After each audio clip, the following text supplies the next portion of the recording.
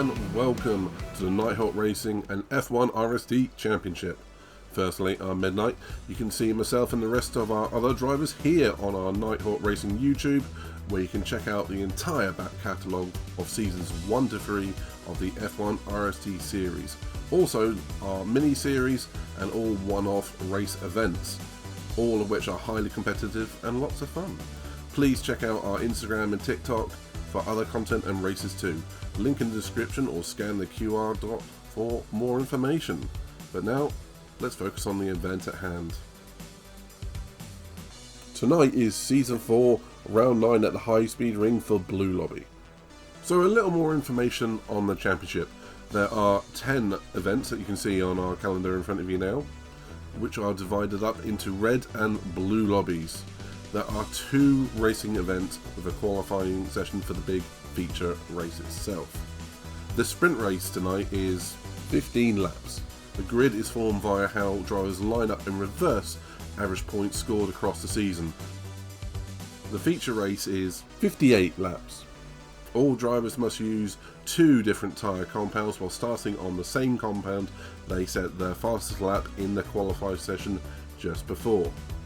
As a reminder, the blue lobby has all driver aids switched on, such as traction control, ASM and ABS, whereas the red lobby has all of these disabled with the exception of ABS for that true hardcore driving experience to really challenge our drivers.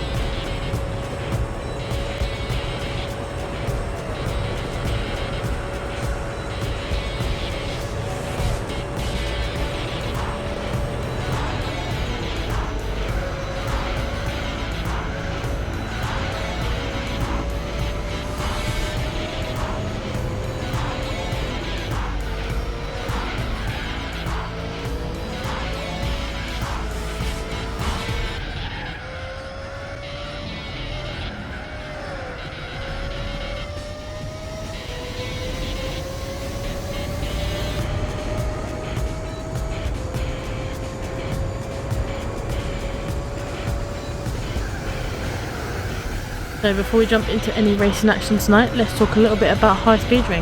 The High Speed Ring is an original track that has appeared in every GT game so far, except for GT3 and GT Sport, but the track has returned for GT7 with a slight redesign.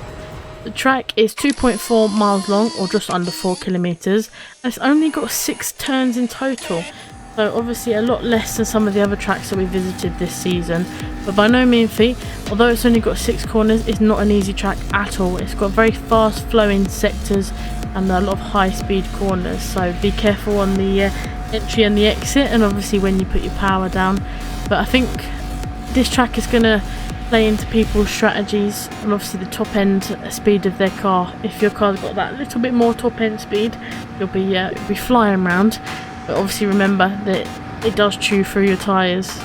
But the track itself is located near a water dam, and like I said, the track is well known for its fast flowing nature, so be careful about when you put the power down and your speed into the corners.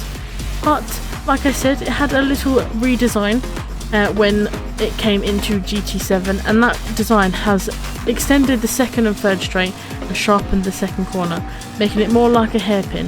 This might be favourable for some drivers, but the grandstands were also added on the outside of turn 2 and the grass runoff was removed. The pit lane that starts at the end of turn 5 and the beginning of turn 6 was renovated in favour for a pit lane that starts and ends on the first straight. Obviously, bear that in mind, but apart from that, let's go see where everyone qualified and get into the sprint race.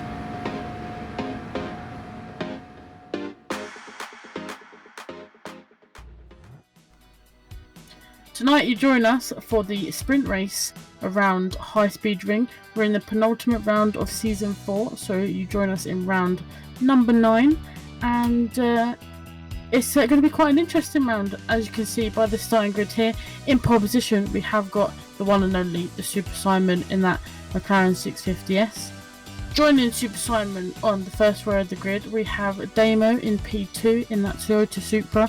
It's his second Nighthawk racing event, so I'm excited to see how he gets on in his second bout of racing with us. But in P3 we have our very own Ziggy, the Zig Star, in that Mercedes AMG, looking for a good result around here, and from third place, what better place that Ziggy can strike from. But in P4 we have Sparky in that McLaren 650S after quite a interesting round in round Atlanta. Obviously I think Sparky would have liked to do a little bit better, but unfortunately a few penalties meant that he was probably finished a little bit further down than what he wanted. But in P5 we then have T50 Gary to keep Sparky company in that Nissan GTR.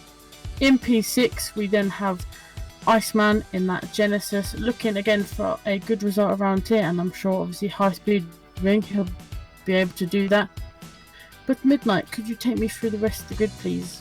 I shall do my best. So in P7 we have Murphy in that Toyota Supra, very quick at Road Atlanta last week, but here at High Speed Ring we'll see how he gets on. In P8 we have one of our very own admin, the crazy, the Bertie, in a one-off livery, Japanese inspired McLaren 650S, so we'll see what he can do. We know he's quick round here. He has a double win, a sprint and a feature around this track in reverse in Season 2, so we know he has form around this track. And in P9 we have our very own one half of the Nighthawk Racing co-creators, Sarah Hawkey, in that M6, looking for a good race, does enjoy it around here, wish her the best of luck. After that we have two new starters, Crazy Joe and Chaos Druid, both new to the grid and happy to be here, so I've been told. Best of luck to the pair, and let's see what they can do with Nighthawk Racing in their first event. Good luck to the pair of them. But Sarah, that's an interesting grid. I mean, it is one that is going to, I think, create a lot of dynamic tension and a lot of potential. Anyone you're going to keep an eye on, or anyone that you'd tip for a good result here? Oh, I reckon Sparky maybe, in that McLaren starting quite high up. McLaren obviously not got the highest top speed out of the other cars on the grid, but I'm sure, obviously, like I said earlier, Sparky starting that high up, he'll try and kind of work his way through the top 3 to get that pole position and run away from it. But I'll be excited to see how Gary gets on as well. He's been increasing in speed the last couple of rounds that he's joined us. Obviously Murph as well in the Supra. We all know how fast that Supra really is, so could be on for a good result here. But I'm intrigued to see how the newbies get on in Crazy Joe and Chaos Druid. Obviously Chaos Druid in the GTR and Crazy Joe in the new car, which is the Jag. We've not seen the Jag this season, so I'll be intrigued to see how it gets on around High Speed Ring. Yeah, quite right. A couple of interesting choices for the newbies that are our new rookies to the F1 RST season, and I'm going to say good choices there of people to keep an eye on in the race. And I'm just going to add Big Crazy Bertie to that list, because again we know he has form around here, and if anyone hasn't seen it, please check out the Season 2 race around High Speed Ring reverse. It was one for then the L2 lobby, now the blue lobby, that we saw a last corner, last lap, change the position for the lead. A little bit of a spoiler there, but trust me, it's worth watching between Big Crazy Bertie and Sophia. But what can I say? That's the history books. Let's look forwards. I think it's time for the sprint race era to kick off round 9. Yeah, I agree. And obviously going back to Bertie, if anyone can do it, Bertie can, and maybe that Japanese-inspired livery is just a good luck charm that Bertie needs.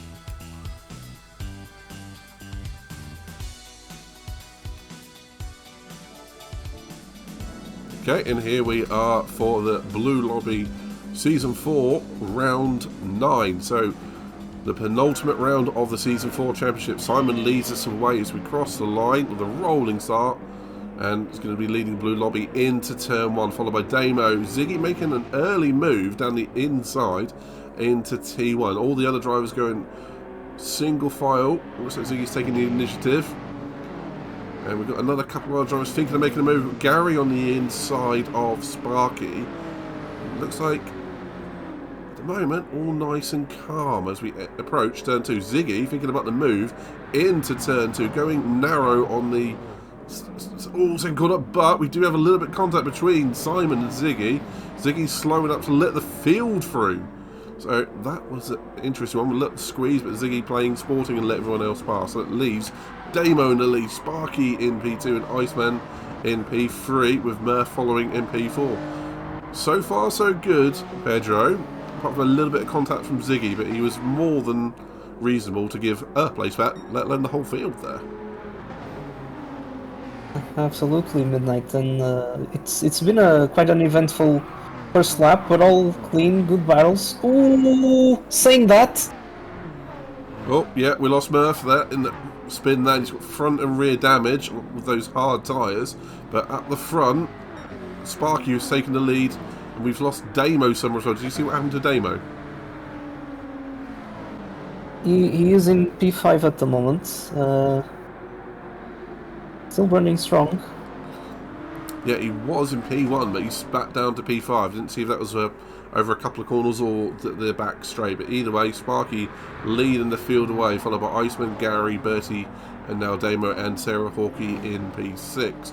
With our first race person with Chaos Druid, which is going to go on Druid in P7. Simon in P8. Crazy Joe also a first race with us in P9. Ziggy currently in P10 with Murph recovering from that spin in the final corner, P10. But hopefully this is where the race settles down a little bit and we see what the drivers can do. But all those drivers on the medium tyres are going to be pushing their luck a little bit towards the end of this 15-lap race, Pedro.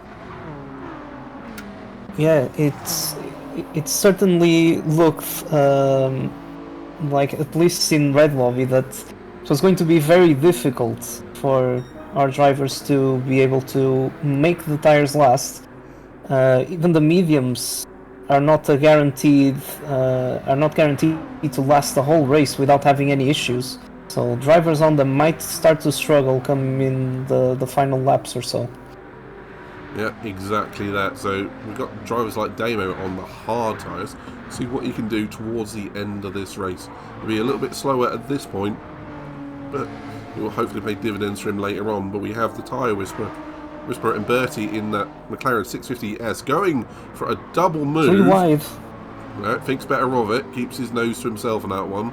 But Bertie in that Japanese-inspired high-speed ring livery looks gorgeous, but swiftly followed by our very own Sarah Hawkey in P5. It looks like she's going for the move.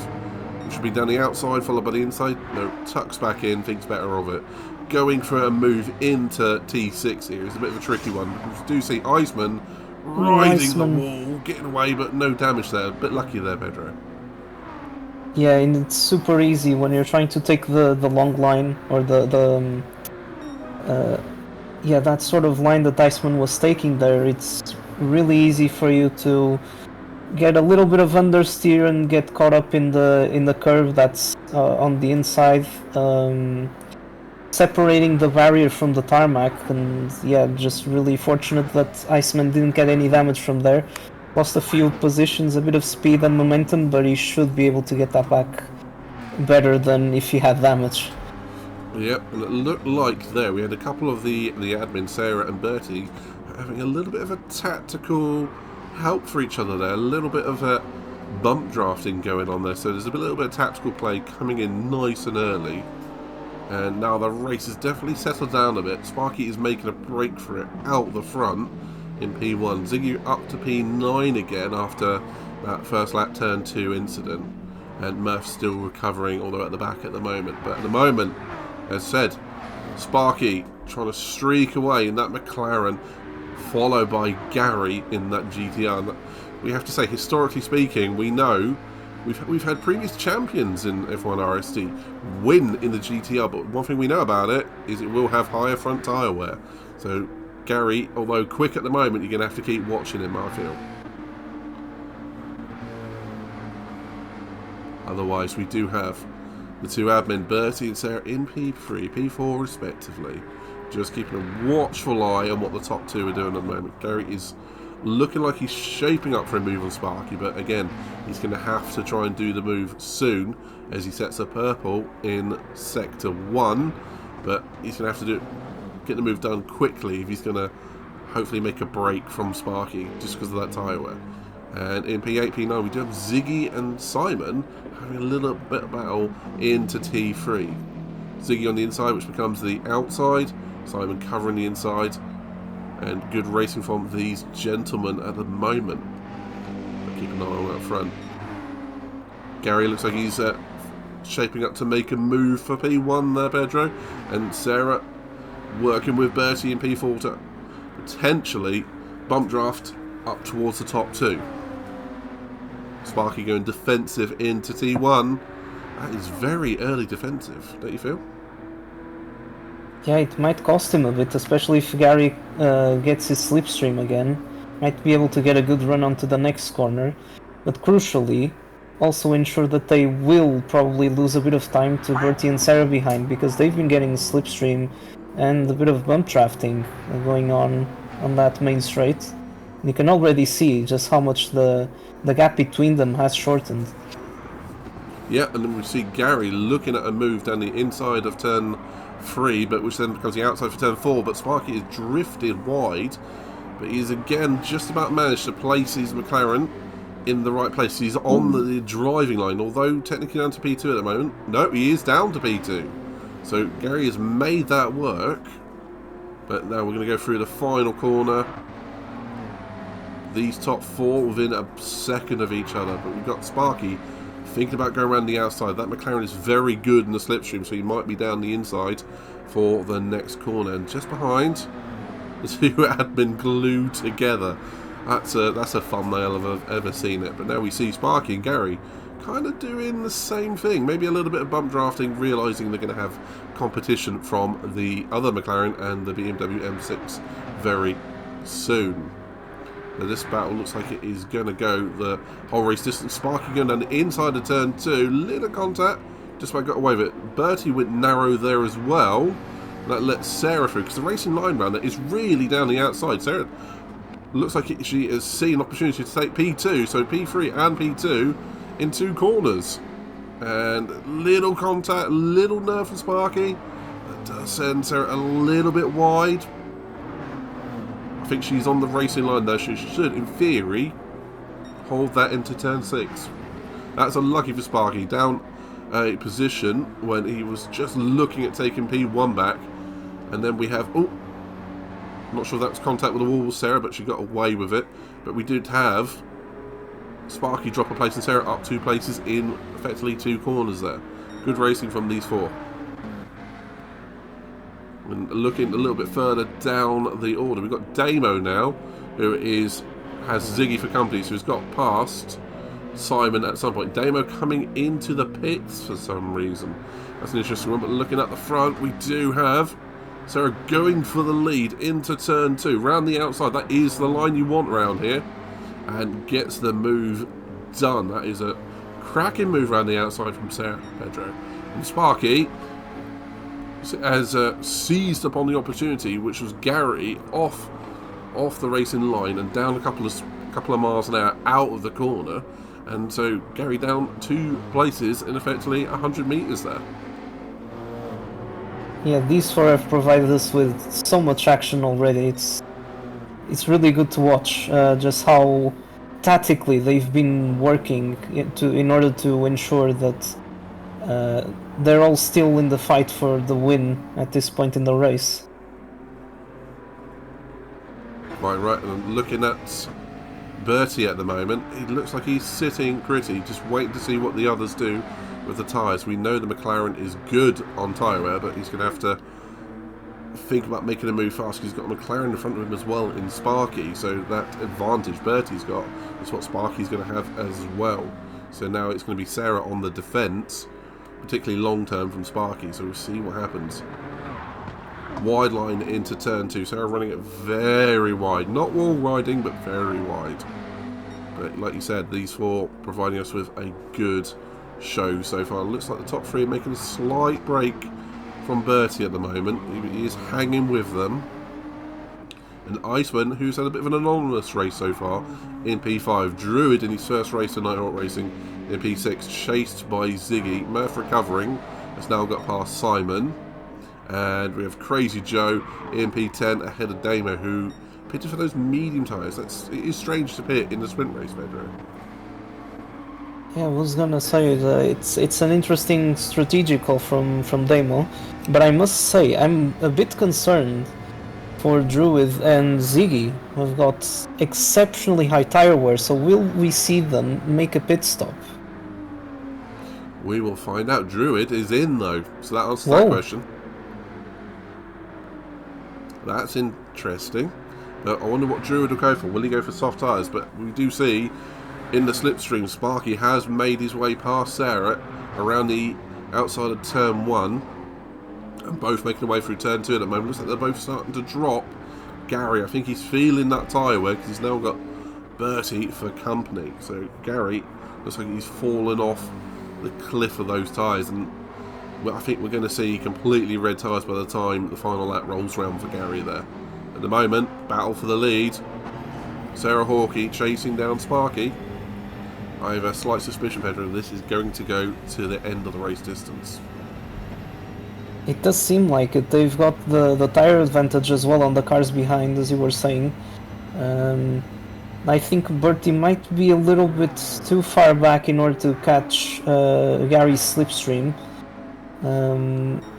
Yeah, if they keep playing like this, or playing tactically, they might create a bigger gap on both Gary and Bertie, and hopefully leave the fight for the win up to them two only. One thing to note, Sparky goes very defensive down the pit straight, like hugging Ziggy in as well. You called that one. And Murph, that's interesting. Anywho, Sparky going very defensive down the pit straight. I don't think it's considered weaving at this point from what we've seen, but it is going to be bordering on one defensive move. You have to be careful, otherwise you will attract the attention of the stewards on that one. And I'm not sure if it's the best idea as well, because with him doing that, he's only ensuring that by not working with Sarah, that Gary and Bertie might still have an outside chance of catching them. Oh, Sarah wall riding there. Sarah. That might lose her a position to Gary.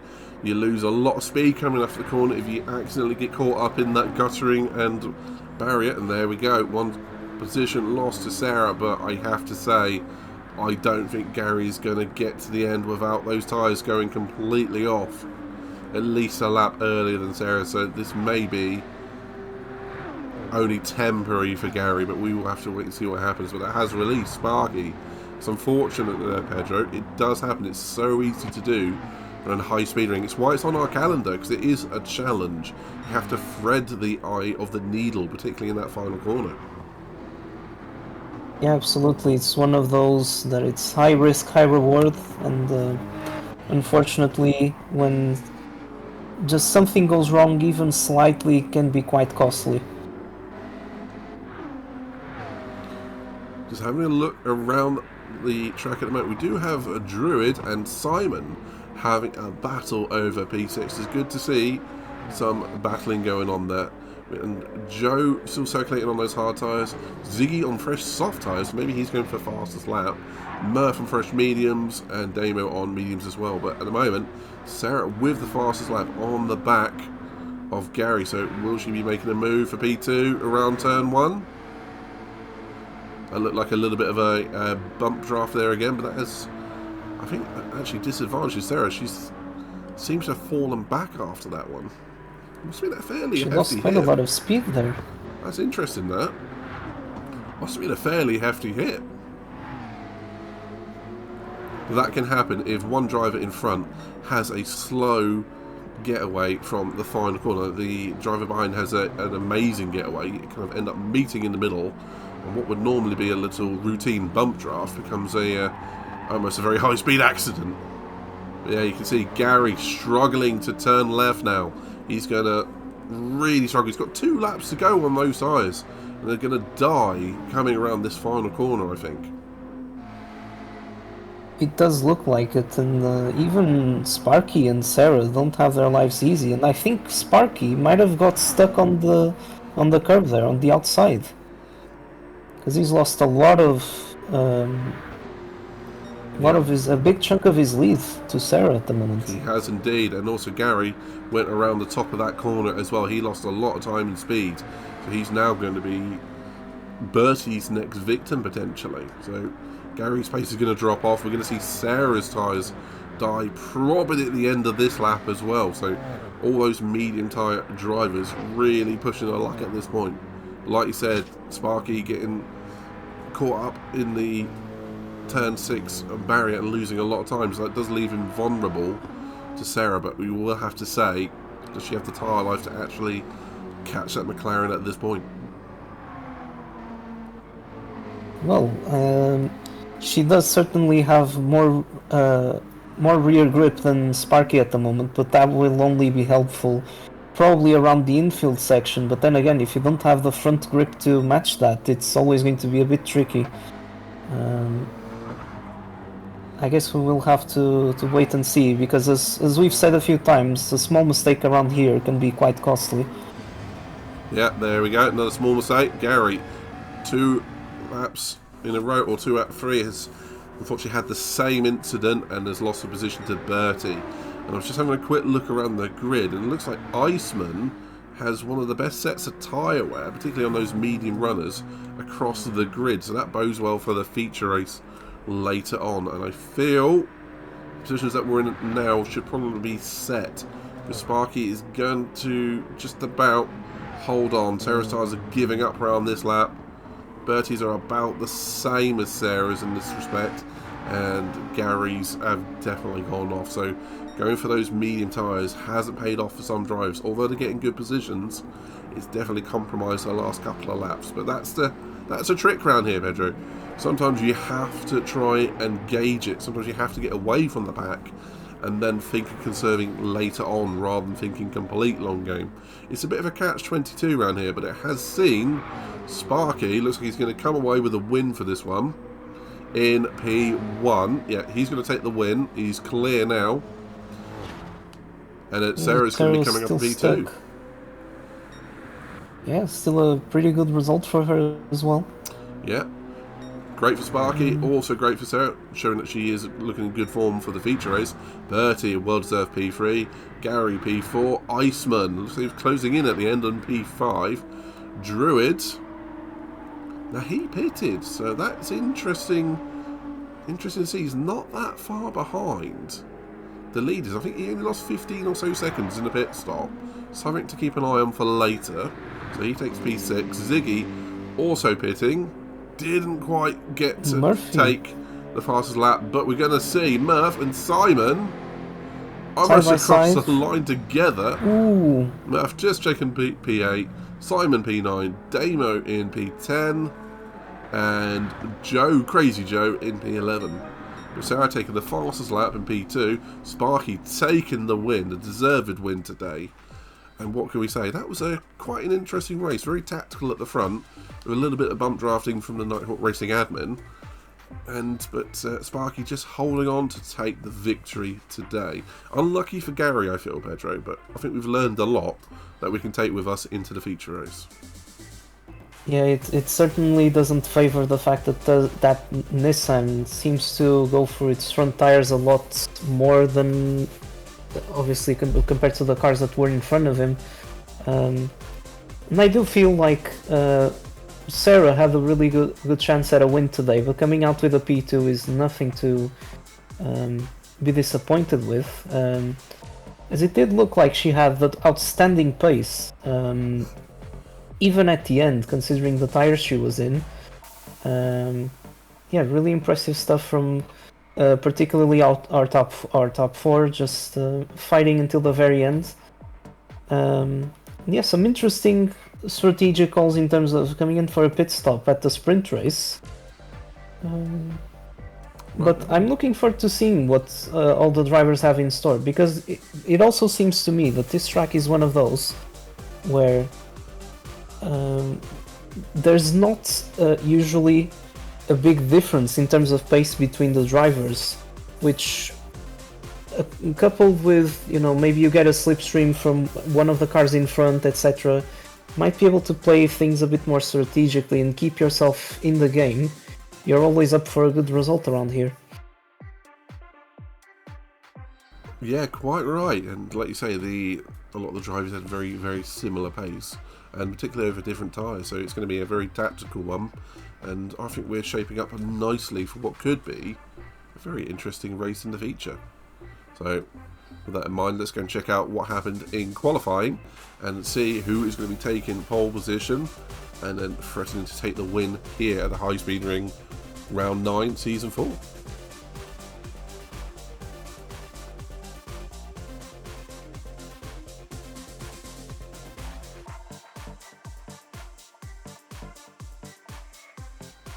And here we have the qualifying results for Season 4, Round 9, High Speed Ring Blue Lobby. So, on pole position, we have Sparky in that McLaren 650S with a 1 minute 9.897. And it's worth saying that he is on medium tyres as well, as most of the grid are, except for Joe, who is on hard tyres. So all the times you see, except for Joe, are on mediums. But that would also put Sarah P2 at a 1 minute 9.962, only 7/100ths behind Sparky in her BMW M6.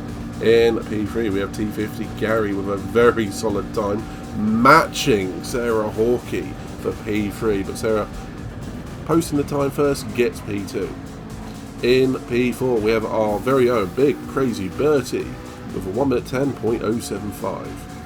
And in P5, Murphy with that Supra with a 1 minute 10.075, also, again with matching the time of Bertie, but Bertie, having set the time first, gets the position. I wonder how many more duplicates we're going to see in this grid. Yeah, anywho, P6, we have Iceman in that Genesis, 1 minute 10.337, only 4/10 off pole position. Great time from him. With that in mind, Sarah, can we get any more doubles? And can you do the remaining drivers, please? I know, only us Blue Lobby drivers to get a couple of the same times. That's never happened before, and 4 of us did it, so crazy times. But in P7 we have Ziggy setting a time of a 1:10.475. Then just behind we have Chaos Druid, one of our new drivers to the grid, setting a 1:10.486, so very close to Ziggy's time there. In P9 we then have Damo setting a time of a 1:11.460.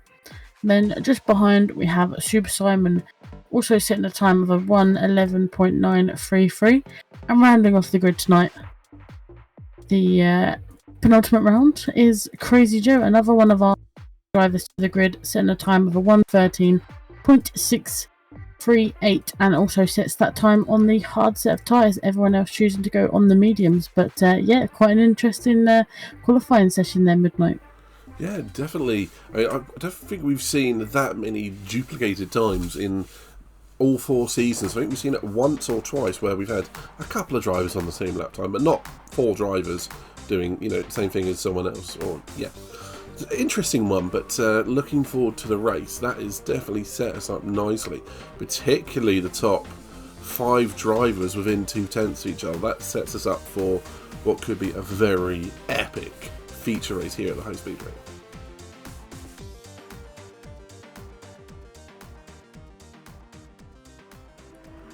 And here we are, the grid start for the feature race, Season 4, Round 9. Sparky on pole, Sarah on P2. Bertie looks like he's made a decent getaway P4, but Gary looks like he's in the slipstream of Sarah at the moment. He was in the slipstream of Sparky, now he's moved to the inside. Looks like he might be going down the inside, taking P2, bump drafting Sarah there, and it looks like it's put the Hawkeye up into P1 for the moment, but you have to be careful coming into turn 2. Looks like the field are jostling around. Anyone going narrow is going to be at risk of having a slow exit. You can see Gary took a very tight line, and Sarah's just gone clean around the outside, followed by Sparky. So the same two that were in the lead in the sprint look like they are making their way into top 2 there. Good little bit of racing from those pair. Ziggy up to P4. That is a great start from him. And Bertie down to P5 with Iceman challenging in P6. So far so good, Pedro. No major sources of contact from what I could see in that race, in that opening couple of corners. But we've got Sarah taking the lead on those medium tyres, P1, and followed by Sparky. So are we going to see a change for the lead, dicing for the lead straight away? Sparky making a move down the main straight away. He wants that P1.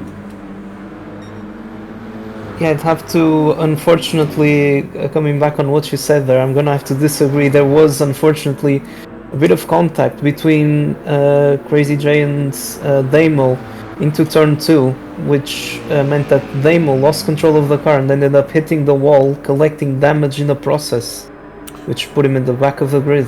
That is unfortunate. Sparky has got down in past Sarah into turn 2. He's up to B1. Gary was briefly up to P2 there. So all these drivers swapping positions. Ziggy thinking about a move for P3. But that's unfortunate for Damo, Pedro. But these things do happen, particularly around a track like this. One mistake, one little bit of contact, and there was nothing but barrier. And as we know, all of our favourite person to visit in this GT7 is Barrier. We love a good old Barrier. Looks like we're settling down out front, coming through the final corners. Sparky looks like he's made a little bit of a break for it, followed by Sarah, followed by Gary, followed by Ziggy, and Sparky doing that same thing again, running very far off the racing line, trying to break that slipstream. Interesting tactics there, but that has just left Gary's go down the inside of Sarah. Sarah down to P2 at the moment, Gary up to P2 rather, and it looks like Ziggy settled into P4, followed by Bertie. So you have the 3 admin all together on track. At the moment it's looking good for Sparky, you have to say. It does. I've seen further back Iceman making a move around the outside of Chaos Druid into turn 2, but yeah, I think Sparky, using that strategy again of defending very early on onto the main straight, and this case of what just happened is a clear example of how he might be at a disadvantage by doing so, because Gary was taking Sarah's slipstream, gained a lot of momentum and speed, and really closed down the gap to him. It's going to be interesting. Let's see if he does it again. So this time, yep, he's come right across to the infield. Nobody follows him. I mean, that, in some respects, might benefit him quite nicely, because he's not given any slipstream to the driver behind. But, like you say, it does make that approach to turn 1 incredibly narrow, which might lose him a little bit of momentum and increase tyre wear. But it's a catch-22, really, isn't it? Do you get some slipstream or not? Yeah, I was about to say, you touched the point that I was about to make, which is the fact that by taking such a narrow line, he actually loses momentum, crucially. And around this track, especially when you don't have a slipstream for a car in front, like Sparky's case, having that extra bit of momentum can be crucial. And especially if you're further behind, getting that momentum plus a slipstream, it's going to be very difficult for him to defend in the upcoming corners. You can already see how close Gary's getting to him. Thought about a move down the inside there, that would have been ambitious. If you get the final corner right, it's nothing but flat out, and Gary going a little bit narrow there, definitely lost him a little bit of momentum. Sparky going defensive again, and then we have Sarah right on the back of Gary straight away. So this two-person fight turned back into a three-person fight straight away. We do have Ziggy running high in P4 at the moment in that AMG. He's looking good here today. But Bertie has now got Iceman for company, followed by Druid. So we've got two three-person battles with Ziggy in a little bit of no man's land at the moment. Druid takes a very narrow line through turn 2. And we have, unfortunately, that is bad timing, we have lost Ziggy through a disconnect. That is really unfortunate. He was looking good here today. Oh yeah, he definitely was. He actually had a really good start. His lap 1 was basically perfect, just getting every single chance he could to make an overtake. But unfortunately, that disconnect is not something that unfortunately anyone likes to see. But hopefully he manages to come back to the final race of the season and get a strong result for himself. Yeah, one hopes. Just saw Iceman go around the top line of the final corner. It's going to lose him a place to Druid, but out front, still the same three. Sparky, followed by Gary, followed by Hawkey. So we've got a couple of three-person battles still going, but like you said, unfortunate for Ziggy there, and he was looking particularly strong here today. But that's what happens sometimes, particularly in sim racing. Some things are out of your control.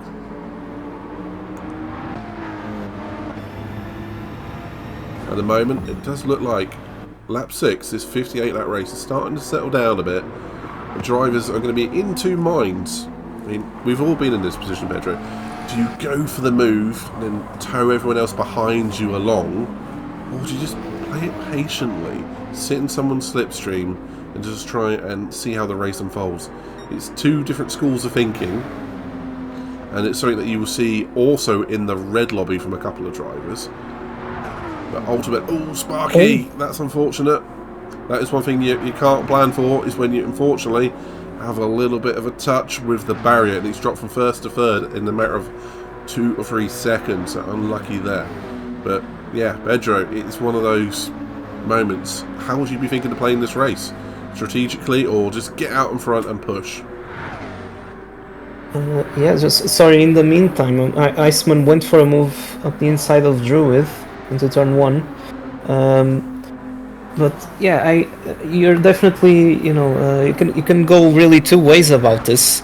If you're a driver behind, obviously, the leader, I'd probably just take a more conservative approach, try to save a little bit of tires and especially fuel, and then maybe just attack later on, or force the leader to try and push a little bit more, compromise his strategy a bit, and/or a mistake from them.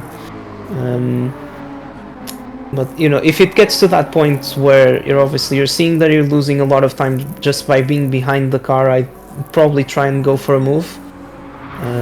However, out of those two approaches, I'd probably take the more conservative one.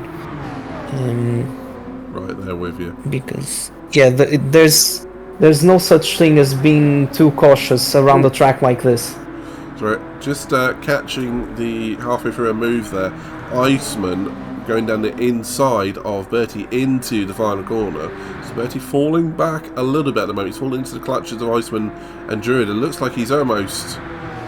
He might be playing the long game. He might in fact be letting cars just get in front of him so he can conserve tyres on a longer strategy, because the Druid is going down the inside, but that will narrow his exit and make him a little bit slow off the corner.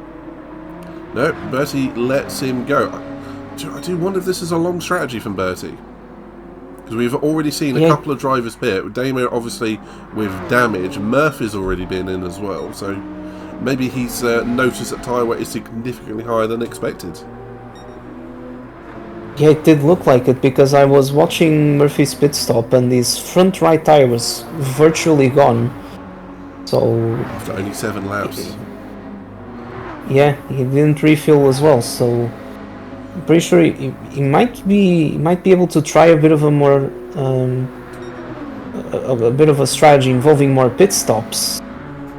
So depending whether he's able to make the most lap time wise out of every single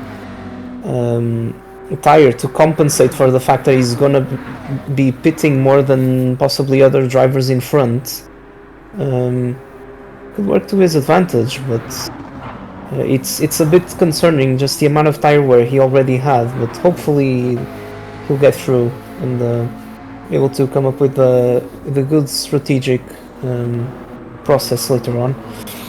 Agreed. And one thing I have to say, I'm absolutely keeping an eye on in this one is the tyre wear of the top 2 or 3 at the moment, Gary, Sarah and Sparky, as they seem to be putting in the lap times which are pulling them away from the rest of the field, as well as maintaining that significant edge on tyre wear. I mean, that is the difference what it can be between a podium and even 10th around here, just having that little bit of pace, maintaining that tyre wear so you can maintain it throughout the stint. Is such a subtle difference. When you nail it, it really pays your dividend, and it's really showing at the moment for Gary, Sarah and Sparky. And also being on that side of things, I do believe Sarah has the least amount of fuel out of the top 3, and she might be able to go for a move here, especially seeing as she's taken the outside line and she goes for it. As we know, taking the higher line there gives you more momentum, really good exit out of the corner as well. Yeah, that was a really, really great pass. Did the same thing in the sprint race, and it has worked again. So, as Sarah often says, the sprint race is a place to practice your strategy, practice your moves, and it's definitely worked out well for her. And at the moment, you have to say, Sarah, after a difficult start to the season, is in a rich vein of form with a win last time out at Road Atlanta. So, confidence running high and then showing it out on track. But no disservice to Gary or Sparky, who are running very high and right with her at the moment. So, this is definitely a 3-horse race, unless Gary in. Gary is in. That is early. Yeah, I was expecting him to maybe go for a couple more laps or so. He's maybe just trying to get an undercut on the drivers in front, but it's not going to be easy. Well, Chaos is also pitting, Chaos Druid. Interesting. But the fact that Sparky lost Gary's slipstream could be an important factor here on this battle for the lead. Quite right. We're seeing a lot of drivers pitting before lap 12, realising they've still got half a tank of fuel, and they're just changing tyres. Logically, when you've got less fuel in the car, you both go faster and will have less tyre wear, but I'm surprised at the amount of people we're seeing trying that strategy, because in testing we were seeing this was a flat-out 2 or 3 stop, and with that, no taking on fuel, we'd be looking at a 4 stop for some drivers. Yeah, definitely. I'm really interested in keeping up with the strategies from each driver, because as you say, probably would expect them to at least take a little bit more fuel on board these first sets of pit stops, especially considering they've been doing it very early on into the race. And I have to say, Gary also took on the hard tyres, which is interesting for me, because following obviously what we saw in the sprint race, he ran out of tyres on the last lap or two, which he got in a feature a lot longer into the lap counter, which is showing a little bit of either track evolution or him learning how to deal with tyres around this track. But he's gone for hard tyres on half a tank, so is he going to be able to utilise those full tyres? But I guess we'll see. We do see a battle also between a Druid and Murph. So the Irishman versus the Brit. Round the outside. On the outside. Yeah, good move from Murph there. So just showing the passing line round here is definitely the outside, which is such a... Once you work that one out, it does feel weird to do, doesn't it, Pedro? But it is the strategy. It is the line round here. And Sparky also it does. as he pits. Yeah, was about to point that out as well. Yeah, I think that line does really favor you in this instance, because you're able to carry a lot more speed and a lot more momentum into the upcoming sections of the track. It does remind me, obviously, a corner of similar characteristics, like Zandvoort's. Yeah. It's a bit the same rationale here. Just you taking the higher line, you're just able to carry more speed across the entire corner and more momentum into the upcoming section. Quite right. It's very sort of a classic kind of track of the banked ovals.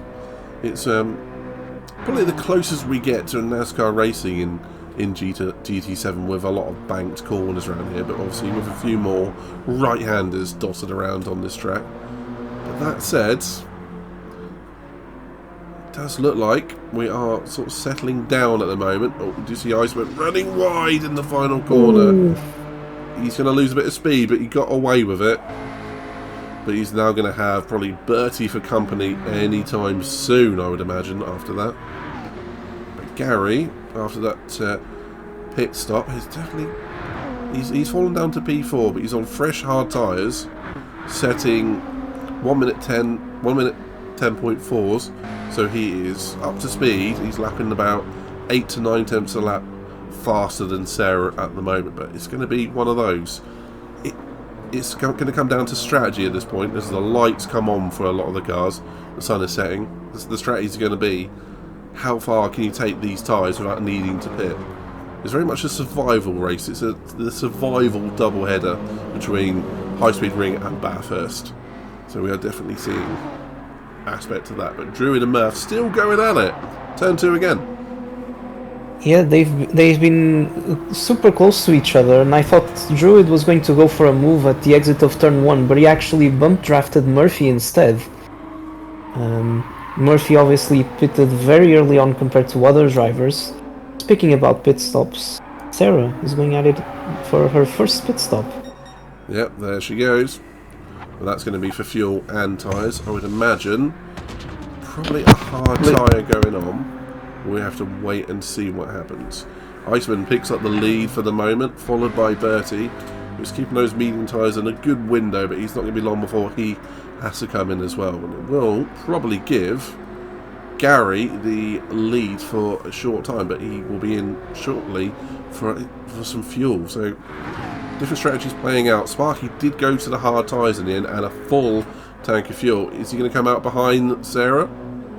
I believe so. Sarah again going for the medium tyres and a slightly shorter stint. So advantage Sarah over Sparky at the moment, but Sparky does have a little bit more fuel. So we'll have to wait and see how that plays out. Crazy Joe is coming in for his first Nighthawk Racing competitive feature race stop with a little bit of damage, but he'll be back underway shortly. So our current race leader, Iceman, who has been racing with us since the beginning of the season, and he has managed to string together quite a few impressive results as of late, and he has confirmed he will be returning for season 5. But at the moment, into the pits he comes.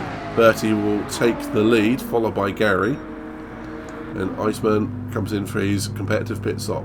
That will promote Druid up to P4. So who've got your eye on at the moment, Pedro? With strategies the way they are at the moment, it's hard to tell. But is there anyone that you think is looking particularly good at the moment? Well, I am looking now at Sarah and Sparky, who are very close to each other at this point on the track. And yeah, I'm really curious to see, because obviously they had that really good battle in the sprint. I do wonder if they're going to repeat that into this feature race. Yep, and we just also saw Gary swooping past Bertie to take the lead. So, change of the lead out front, but I do agree with you, Sarah and Sparky looking particularly racy against each other on 2 different compounds of tyre. Sarah's got the advantage with the softer steps, so she's going to have to get on with it and get Sparky out of her slipstream if she's going to have any hope of maintaining a lead in this race. But I think we're going to see Bertie in this lap. He's done well to get as far as he has done on no stop. So 16 laps in the mediums, that is the upper benchmark, I feel, for that tyre. Druid coming around. Just perfectly. Measured that perfectly against the wall there. And Druid is up to P2 with Bertie pitting. We've got Murph in P4. Side by side with Crazy Joe, who's just gone a lap down. And we've still got Sparky and Hawkey sat together across the straight. A little bit of bump drafting going on there. I feel a little bit of a puff of smoke. So that must have been a little bit of a nerve from Sparky behind. Yeah, they have done that on the previous lap as well. They seem to be working together at the moment. No wonder if Sparky is going to go for a move here. No, just another bump draft. It's tricky. It's tricky though, bump drafting down into turn 2. You have to do it in such a fashion where you don't upset the driver in front of you into their braking zone, otherwise you're both going to end up in a horrendous accident, which we have seen, fortunately, in previous seasons. But so far, so good, you have to say. But at the moment, my eyes go to Gary, who, out on those hard tyres, only has a quarter of a tank left. But do you know what? That might well have been the best choice, because that tyre wear seems quite high, even on the hard tyres. He's going to struggle with that across this race. I do wonder if he was just pushing a bit more, knowing that he had less fuel on board. It is entirely possible. Murph comes in for his first racing stop of the feature race. That's his second pit stop, actually, because he... Oh, of course it is. Yeah, because he pitted. He was the first of our drivers pitting. So he did 7 laps on the mediums, now roughly 11 laps on these hard tires. I wonder what he's going to do next. Well, we are seeing a huge variety of strategies today. Ooh, Sparky getting a bit loose up into turn 2, scraping with the barrier, and just about getting away with it. Hasn't lost that much time. But you do see these two are potentially currently working together. Oh, Druid. That's interesting. Hazards on. Has he had a spin coming out of a corner there? Because Simon has just gone straight past him. I'm not sure, but I was looking at that as well. Not sure what's going on with Druid there, but I think he must have had a spin and was recovering, because he's now got Sarah on the back of him. Interesting one there. Unfortunately, missing the start of that incident. But we're going to see Sarah and probably Sparky promoted up to 2nd and 3rd respectively. Druid does go defensive. That's going to let Sarah go round the outside. Her favourite move of the day. Nope, comes back across, blocks him, but Druid goes narrow. Oh, and then we do see a few cars almost come together. Simon getting out of the way. Sarah's going to have the inside for turn 3, but Sparky ran the outside. So this could be a clever bit of placement from Sparky, which then turns the inside against Sarah. So Sparky, having a little bit of contact. Still side by side. This is going to carry on into turn 6, I feel. So I think we're going to see either a move or Sparky's going to back out here. He's not going to back out. We've got Sarah right underneath Druid. And Sparky, Druid seems like he's struggling on those tires. Yeah, I think you're probably right, but Sarah and Sparky still side by side.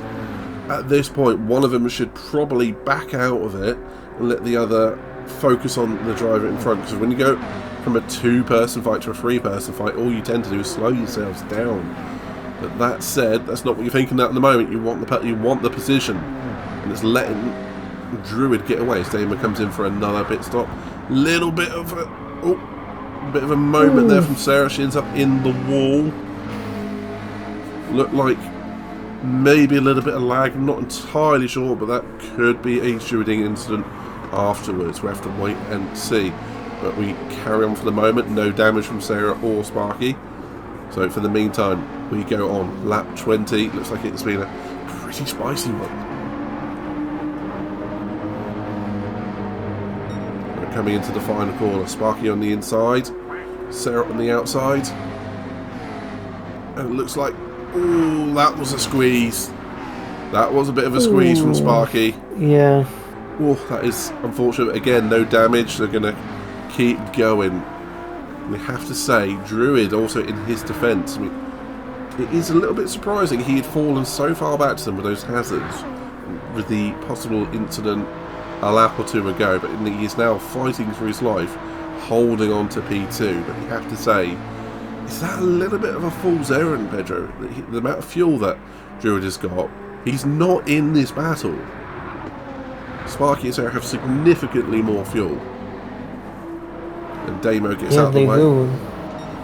It's one of those. Do you fight someone just for the sake of fighting someone, or it's one of those? It's catch-22. I love that phrase today. But do you fight someone and hope to fight them later by holding them up, or do you just focus on your own race?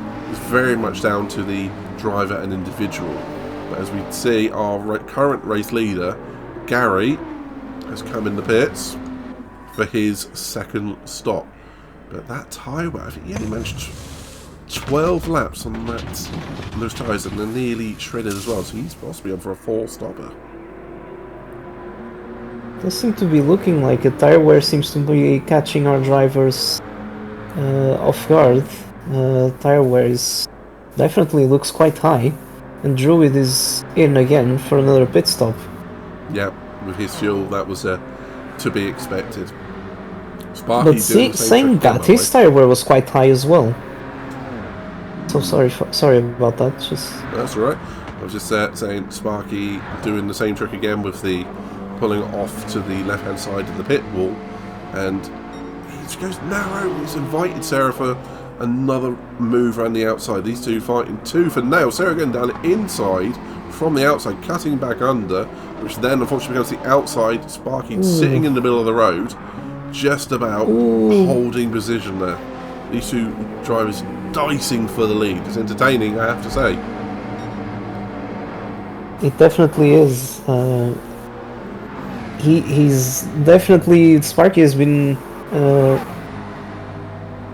quite intelligent with the sort of a way he's defending. One could argue it is being a bit aggressive at points, but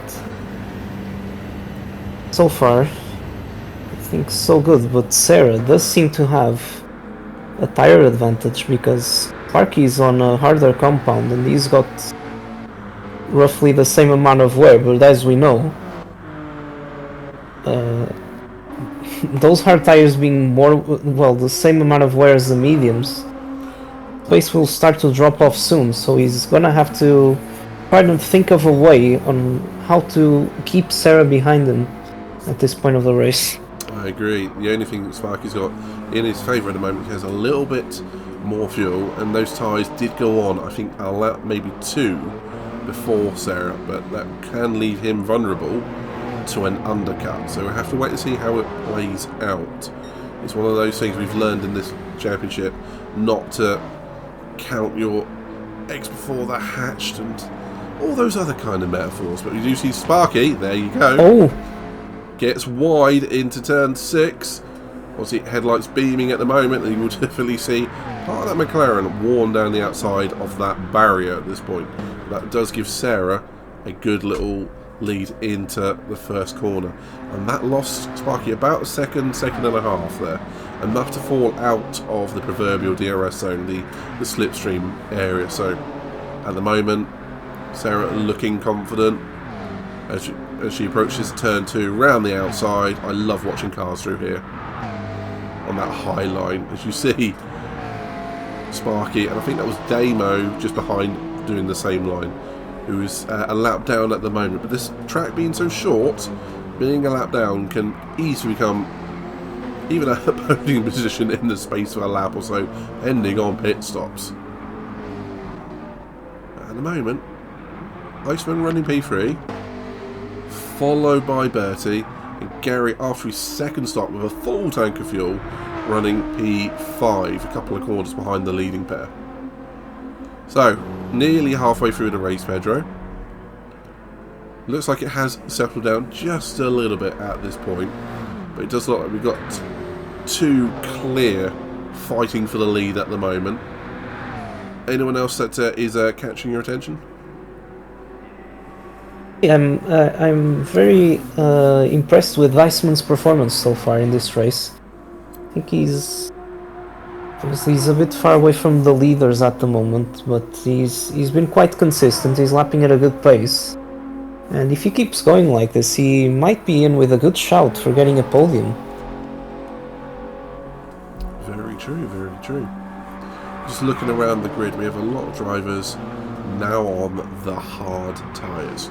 And it's interesting to see, we've got Damo in that Supra, who is in P8, who is keeping pace easily with the leaders at this point.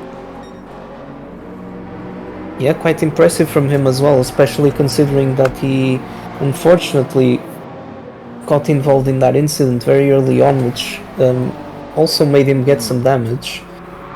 You know, the Supra, a very quick car for this track, but obviously he's definitely making the most out of the performance that the car has.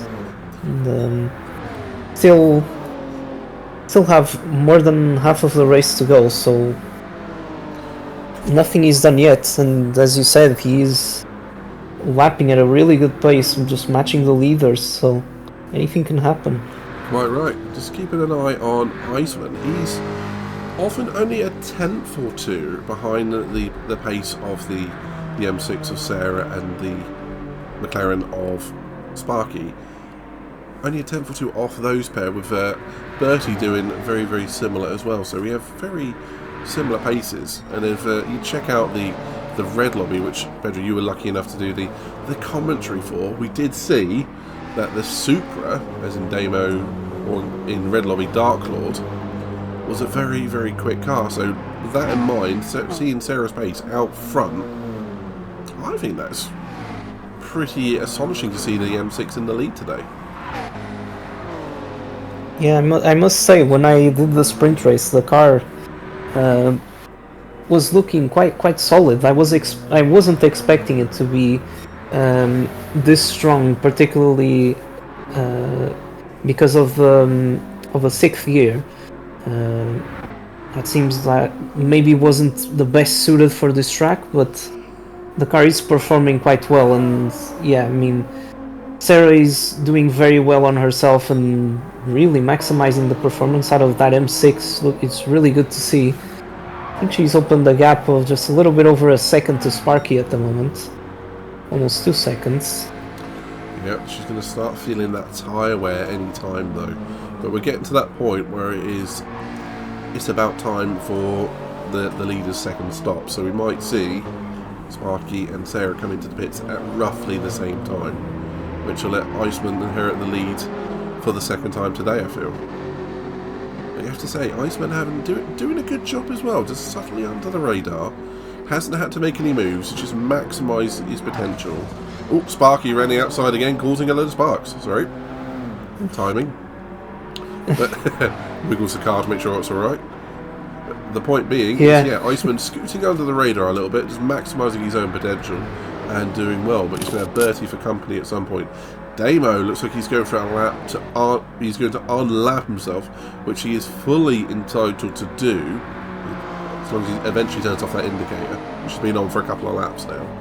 But he has to make his way out of the wake in front of Sparky. So you have to get a move on. But you have to say, Damo's tyres look much, much fresher than Sparky, so that should be easily done. As you can see there, yes, Damo looks like he's pulling away. So we're at that now random obviously point. Oh, sorry. I was just going to say, we're at that random point where some of the slowest drivers on track are probably the leaders because of the tyre wear. Interesting one. Yeah, there's definitely, with the mix of strategies we've been having today, it's putting drivers in interesting positions out on track. And, I was about to say that Sparky might be thinking that that mistake is probably going to cost him quite a lot. However, Sarah does have to pit first as she goes into the pits now. But it seems like Damo isn't really pulling away, so this means that Sparky will have a slipstream from him, which could be quite beneficial in terms of his strategy, and possibly try to maybe neutralize a bit of the undercut that Sarah is doing at the moment. entirely possible. Entirely. The sheer fact that he's getting free lap time as Damo does have an incident with himself in turn 2 and will have to let Sparky back through as he lost a load of momentum. But that's, if anything, like you say, it's going to be a win-win for Sparky. He's got free lap time all the way down to turn 2 there. So, interesting one. But we do see Sarah rejoining the track behind Druid. She's going to be fed up with that green car by the end of this one. But Druid doing well in his first race for Nighthawk Racing.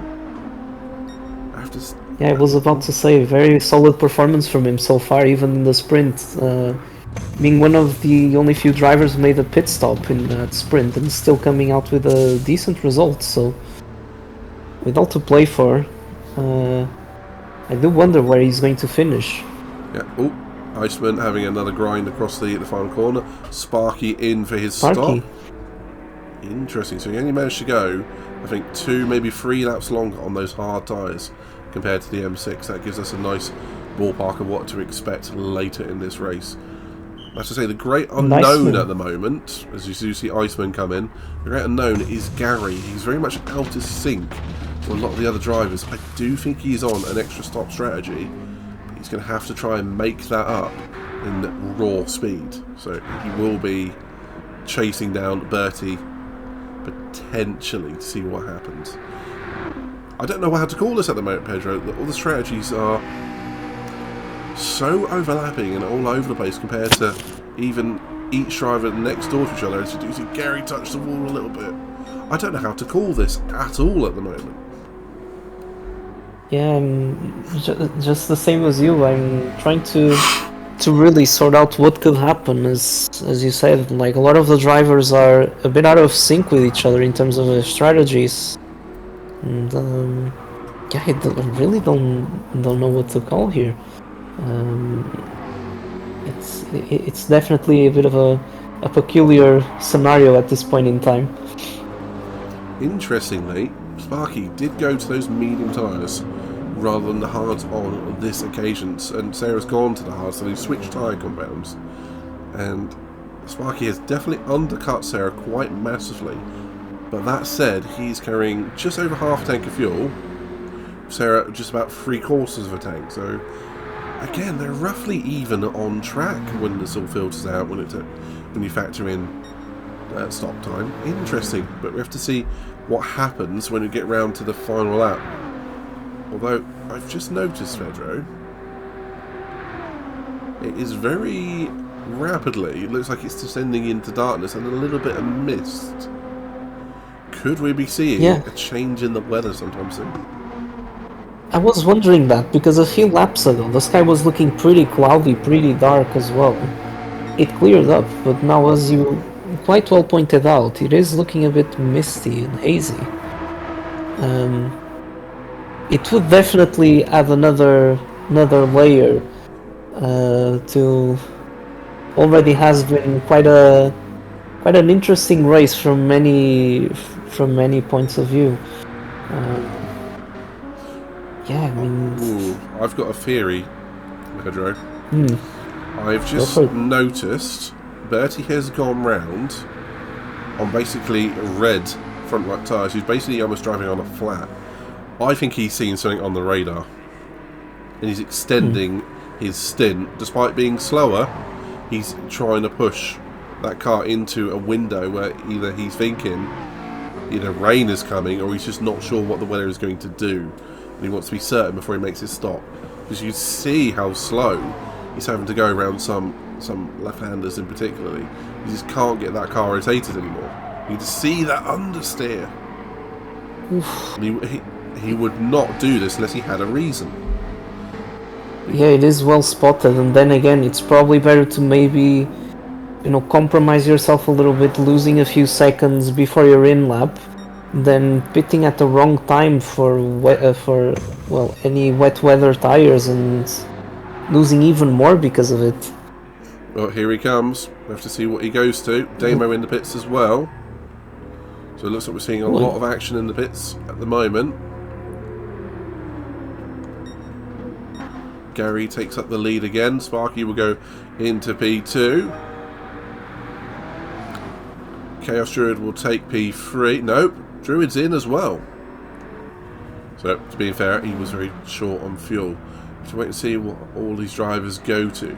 Damon went back to hard tyres. Gary still circulating out of the lead. Sparky P2, Sarah P3. So, it's interesting. It's definitely getting darker at the moment. Iceman, when he came in, did go to the hard tyres. I guess we're going to see what happens when Bertie comes out. Look, he's decided to stick with those medium tyres. So either he's seen something on the radar, which means he's happy to go to the dries, or we're just fantasising about having some wet weather here. But it definitely does look murky at the moment. It looks very British, if I may say.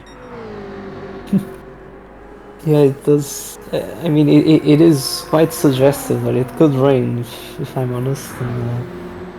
Maybe Bertie could have also seen that there might be weather, but it's not incoming, so might be able to last a few more laps out on those tires. Well, the old F1 adage, if there's an 80% chance of rain, it's basically a dry race.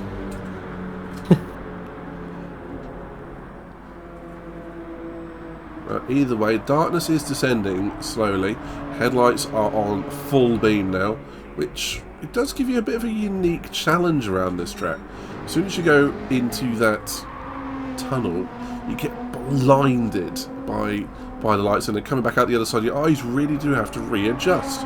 As we will see from Gary now, into the tunnel he goes, coming out the other side, pure darkness, and straight into the final corner, which is a flat out 150 mile an hour blast around the corner. So a bit of a challenge here, and so easy to make a mistake.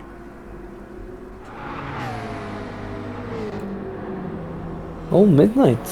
I'm seeing it. I'm seeing it. A little bit of wet weather. Will the You're predicting? Yeah. Will drivers start pitting? I'm wondering if Sarah's gonna pit. We have to wait and see what happens. At the moment, it hasn't reached she one. stays out. It hasn't reached that one indicator mark, which will indicate a wet race. Now it has. It is officially a wet race, and all drivers are going to have to be careful that around all of these corners, that high line suddenly becomes lethal, and it is already soaking wet.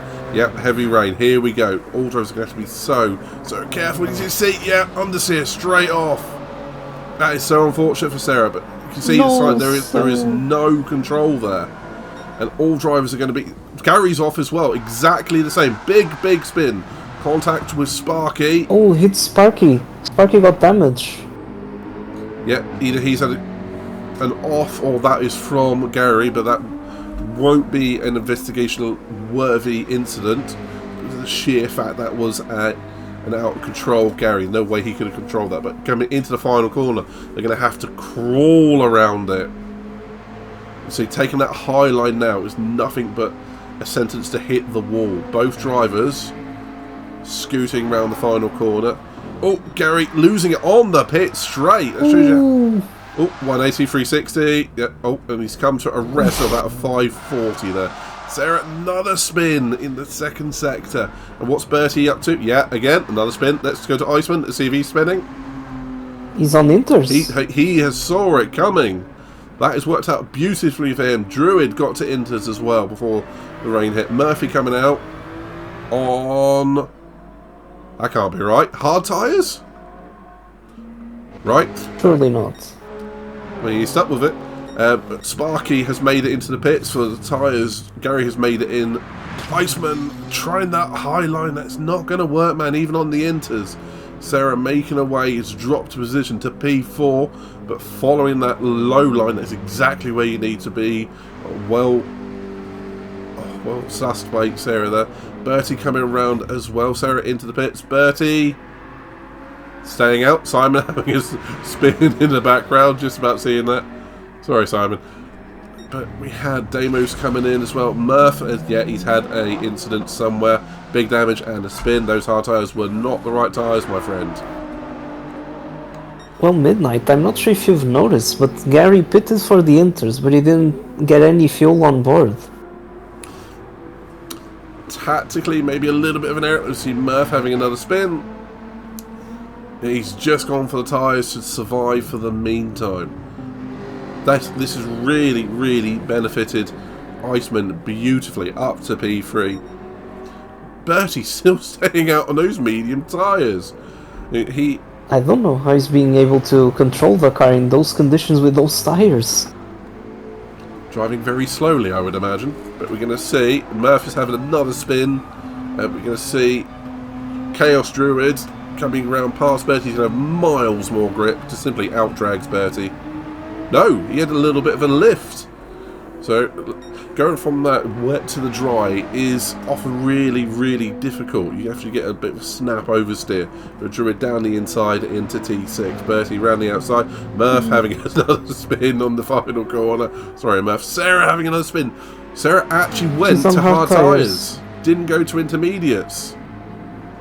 Oh dear, that has not worked.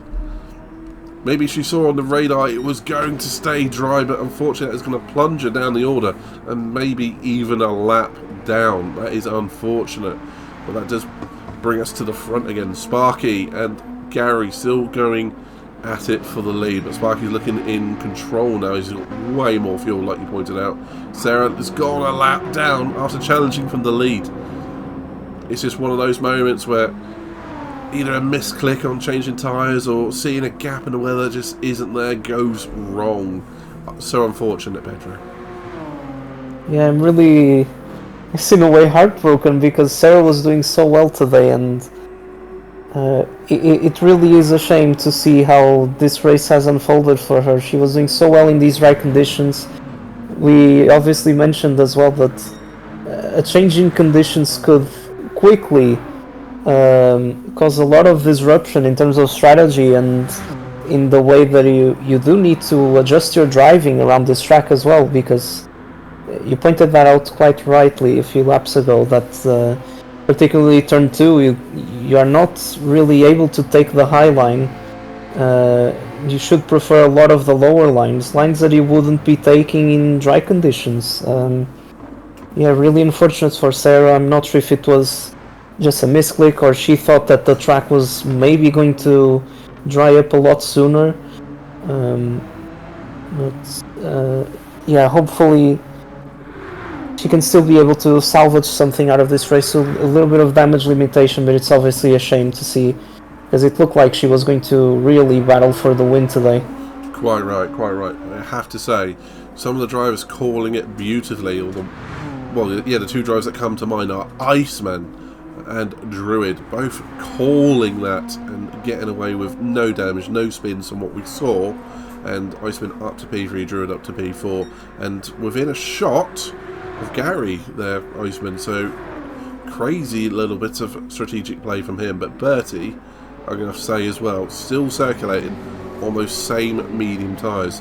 The one thing we found a couple of seasons ago at Austria when it rained just like this, Bertie did exactly the same thing and stayed out on wet conditions on, I think it was then soft tyres, but essentially massively reduced any tyre wear because of the cold conditions. Your tyre temperatures drop off. Damo went to wet tyres, that's not going to work, but Bertie managed to make it work at the time. He's doing it again.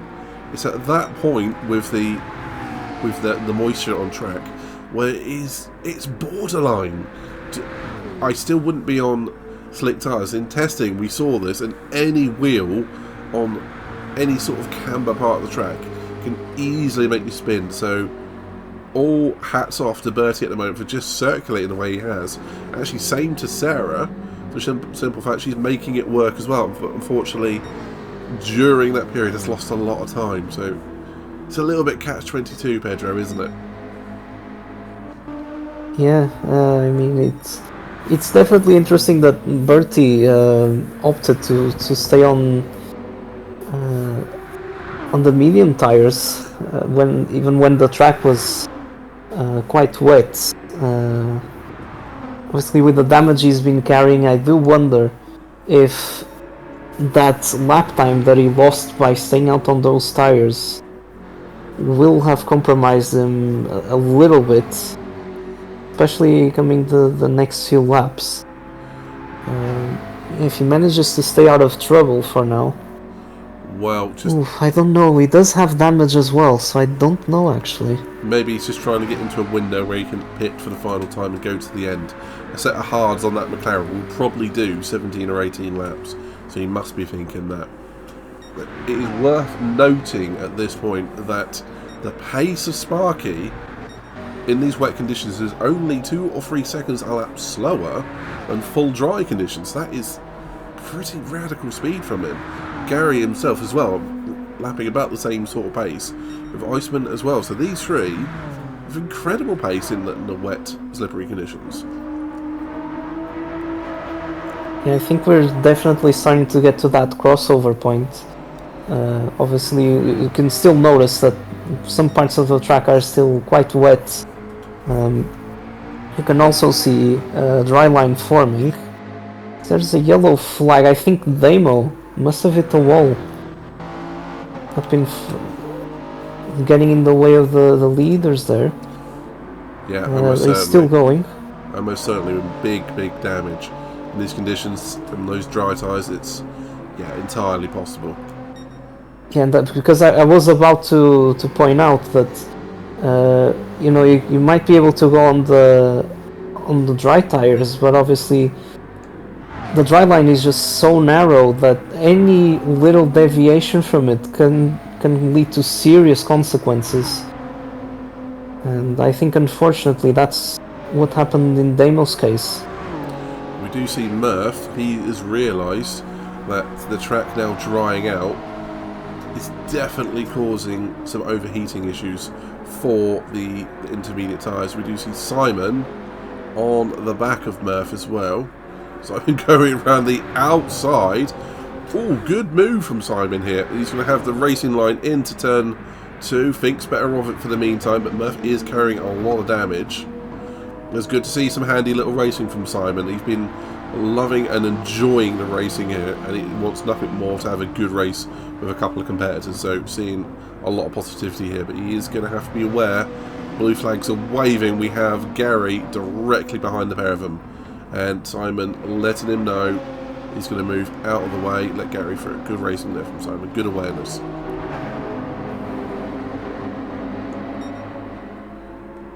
So lap 42 ends for Druid in the pits. He's getting rid of those intermediate tyres, I think. Yeah, those tires were looking pretty worn already. He's gonna have to be careful coming out of the pits here. Yep, so soaking wet. Gary pits well, again. I think actually Druid might be just about on that point where the dry tires might start to become the better tire, although, as we've said before, being extremely cautious on the racing line he takes. Really have to be. Like you said, it's very soaking wet coming out of the pits, which is not particularly handy. My question is now, will we see Gary fuel up and go hard tyres to the end and race Sparky? That is where I think the race is now going to lie. Sparky looks like he is making sure he can get that McLaren all the way to the end with pushing those intermediates as far as they can go. What have you spotted? Gary just picked another set of... Oh no, sorry. I think there was a bit of an error on my screen because it said that Gary was still on the intermediates at the pit exit, but I've just seen that he's actually on the mediums. Interesting. Which... I don't think, I'm not sure if he's going to go to the end midnight. I'd say no. I think we could see he did roughly 12 laps on those tyres in the sprint, and it was not possible. But then again, these damp, cooler conditions may cool off that tyre, so we can maybe make it. But I would have suggested for hard tyres, but we'll have to wait and see what happens. I would imagine he's going to have to pit again. It looks like Bertie's times are somewhat returning to normal, now running 1 minute 15s. So, but with that damage, that is probably why he's not on the same pace he was. So my eye is now going to be on Iceman versus Gary, because the longer Iceman can go on those intermediate tyres, the more likely he's only going to have to do a one-stop race, one-stop finale to this race, I should say. And he can easily do that with a set of hards from now to the end. And Gary has had a spin somewhere. He's picked up some damage, so that is really nerfed his chance to come back at particularly Sparky, and now put him under threat from Iceman, I feel. Yeah, no, Iceman is in a really good position. Obviously, he needs... Oh, saying that, hit the wall there a little bit. Still going, but it does put him in a good position. I do wonder when he's gonna pit, because those intermediates are not looking good.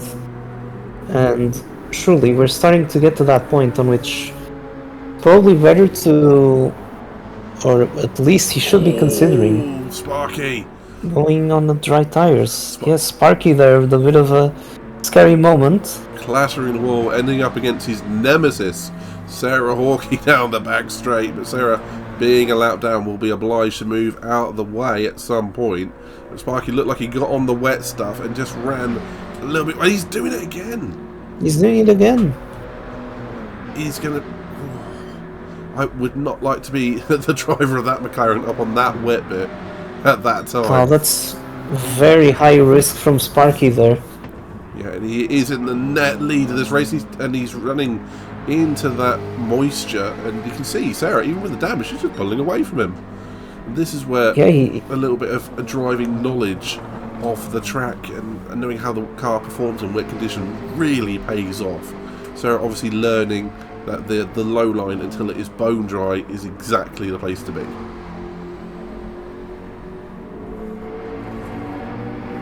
So Bertie taking his pit stop, his final pit stop, and Simon in for what I presume is his final pit stop, as well as our current race leader on the intermediates, Iceman, in that Genesis.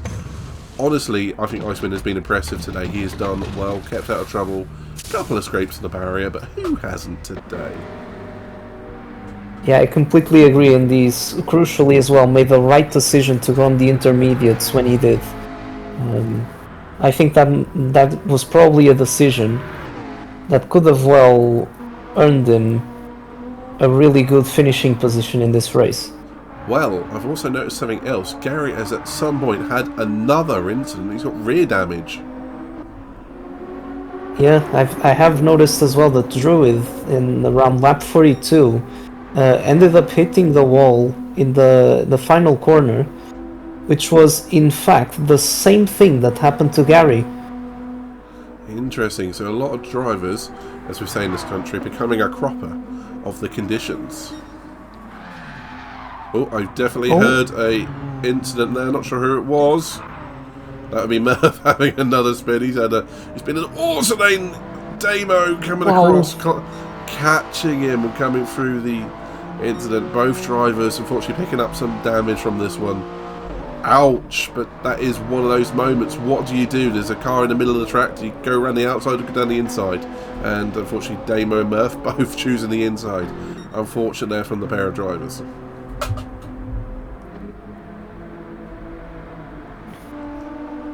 So at the moment, Sparky out in the lead, 11 laps to go.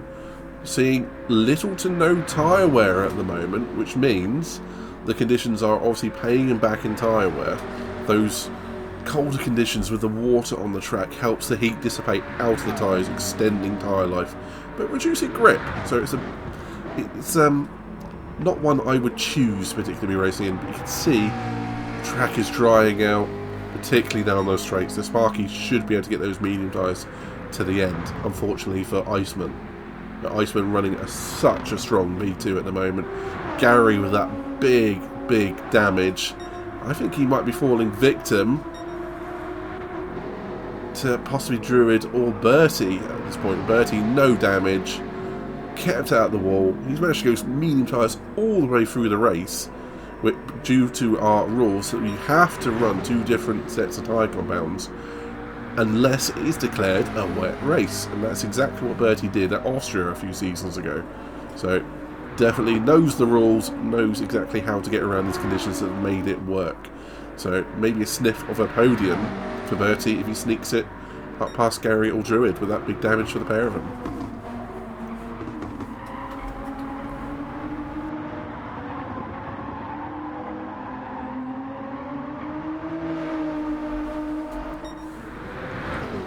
But otherwise, Pedro, 10 laps to go. Who's been impressive most for you today in this feature race? Yeah, I think going back with to what you said as well, I think Iceman has been phenomenal today. He's been on it in terms of pace.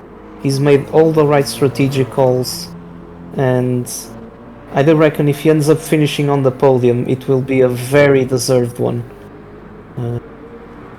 Because of everything he's done. His first stint looked a bit... well, it was good, but he was having a quiet race up until that moment, but then again, sometimes it's all you need. Just keeping yourself out of trouble, getting in the rhythm, and that's exactly what he's been doing. He's been outstanding today for me. Quite right, quite right. Keeping an eye on a few drivers at the moment, with Gary and Druid running those very dented cars at the moment. Given the conditions, I think we can hardly be surprised. But it looks like Druid could be challenging Gary for that P3, and Bertie looks like he is zeroing in on the two drivers ahead, about a second a lap. There's 10 laps to go, so Bertie looks like he might steal a place or two to come. And I have to say, Sarah's still circulating, unfortunately about to go a lap down, still running those hard tyres with that front end damage. It's going to be painful, this one, unfortunately. But it's so close to a win in the sprint and now going a lap down in the feature through no fault of her own. But we have to wonder, does she have enough fuel to reach the end of the race as well? So one of those races, what could have been, but I still think impressive from the Nighthawk Racing co-founder, all things considered, Pedro. Yeah, I definitely agree. I'm obviously very sad that she got caught in that change of conditions, unfortunately having that spin and the damage. But yeah, I think she should be... Ooh, wow. I was close between Sparky and her. Yeah, I think she should be proud of herself anyway, because it wasn't by any means an easy race. Maybe, as you said, we weren't really expecting the car to perform all that well compared to others around here, and I think she did a brilliant job, particularly in the sprint and in qualifying, as she was doing in this race actually. So I would agree with you. Still really good round for her, I'd say. I would agree with you, and I can say now, with the positionings we've got on the average points as how we order the split between red and blue, Sarah is on the bubble to go up to red lobby following the podium in the sprint race. So that'll be one for Bathurst for her, and something that she'd been striving to do for the last season or so. So well done to her in this whole event. But that rain, you have to say, has definitely spiced things up in this race. It's allowed a couple of drivers to make jumps to where they probably shouldn't have been on raw pace, but have definitely made it work strategically. Iceman has played a masterclass of the strategy today, and he's made it work beautifully.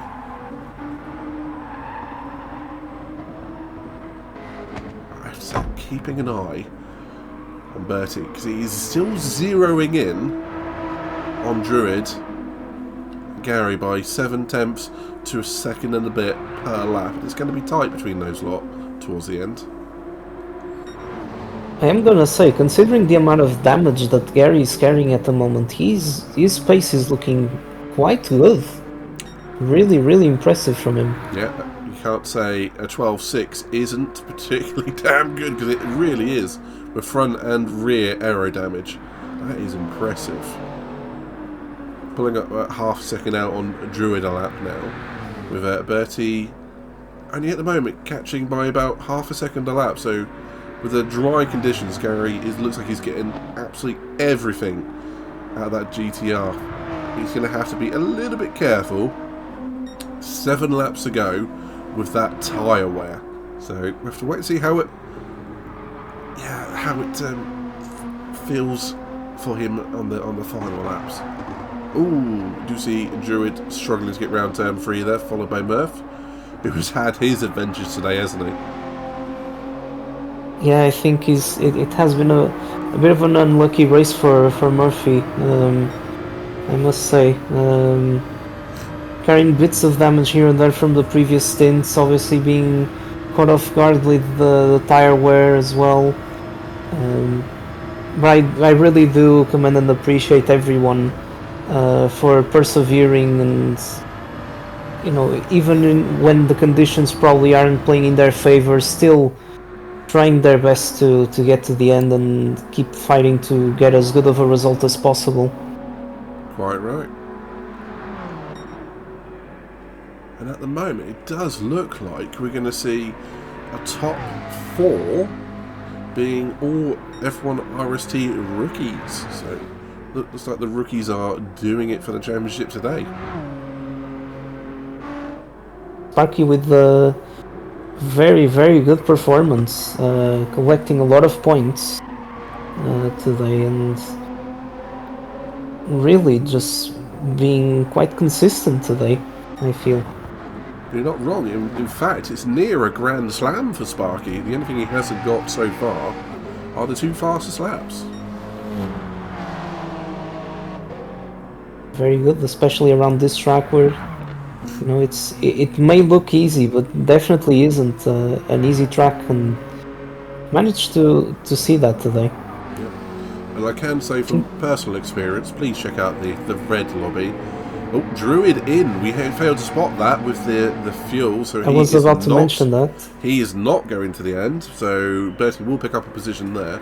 But I will say for Sparky, that McLaren is definitely in form here, and Sparky has made big use of it today. So, but that is the point of the championship. We go to all these different races on the calendar to keep it spicy, and so we don't have one particular person walking away with it, or one particular car winning every race, and it's definitely worked out beautifully for Sparky today. I have to wait to see how it works out for him at Bathurst in a week or so. But Iceman up to P2, lapping Druid, who has fallen back behind Sarah, who's going to be, I think, on a whisper fuel to the end. She's going to have to start fuel saving. So I think Sarah's going to struggle to keep hold of P5 today.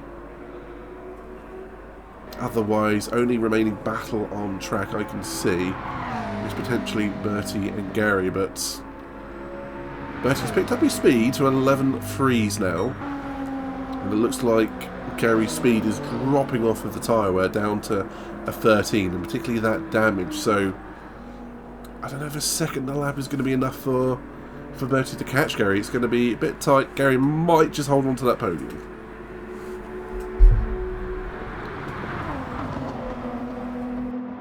It could well be midnight. He's closing the gap on Gary at the moment. I think he's about 10 seconds behind Gary, and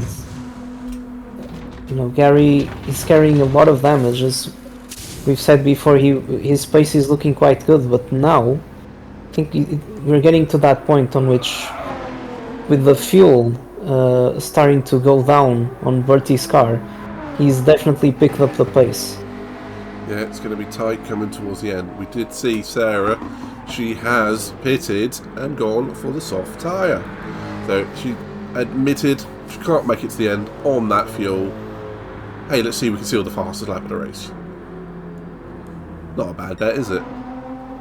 Yeah, could well be. Just getting that trade-off and getting a few extra points on board could be a good decision for her.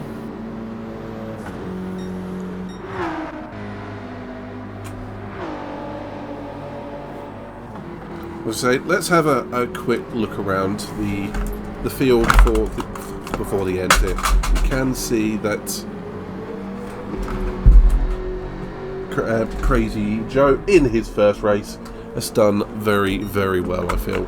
And although he is running in last place at this moment in time, I think it is a good debut from him, and he's done well in what is essentially very, tricky circumstances. So it's great to see new blood in the championship, and moving around the track, moving forwards, and making good impressions. And then you have, and especially considering that this Jaguar doesn't really suit this track as much.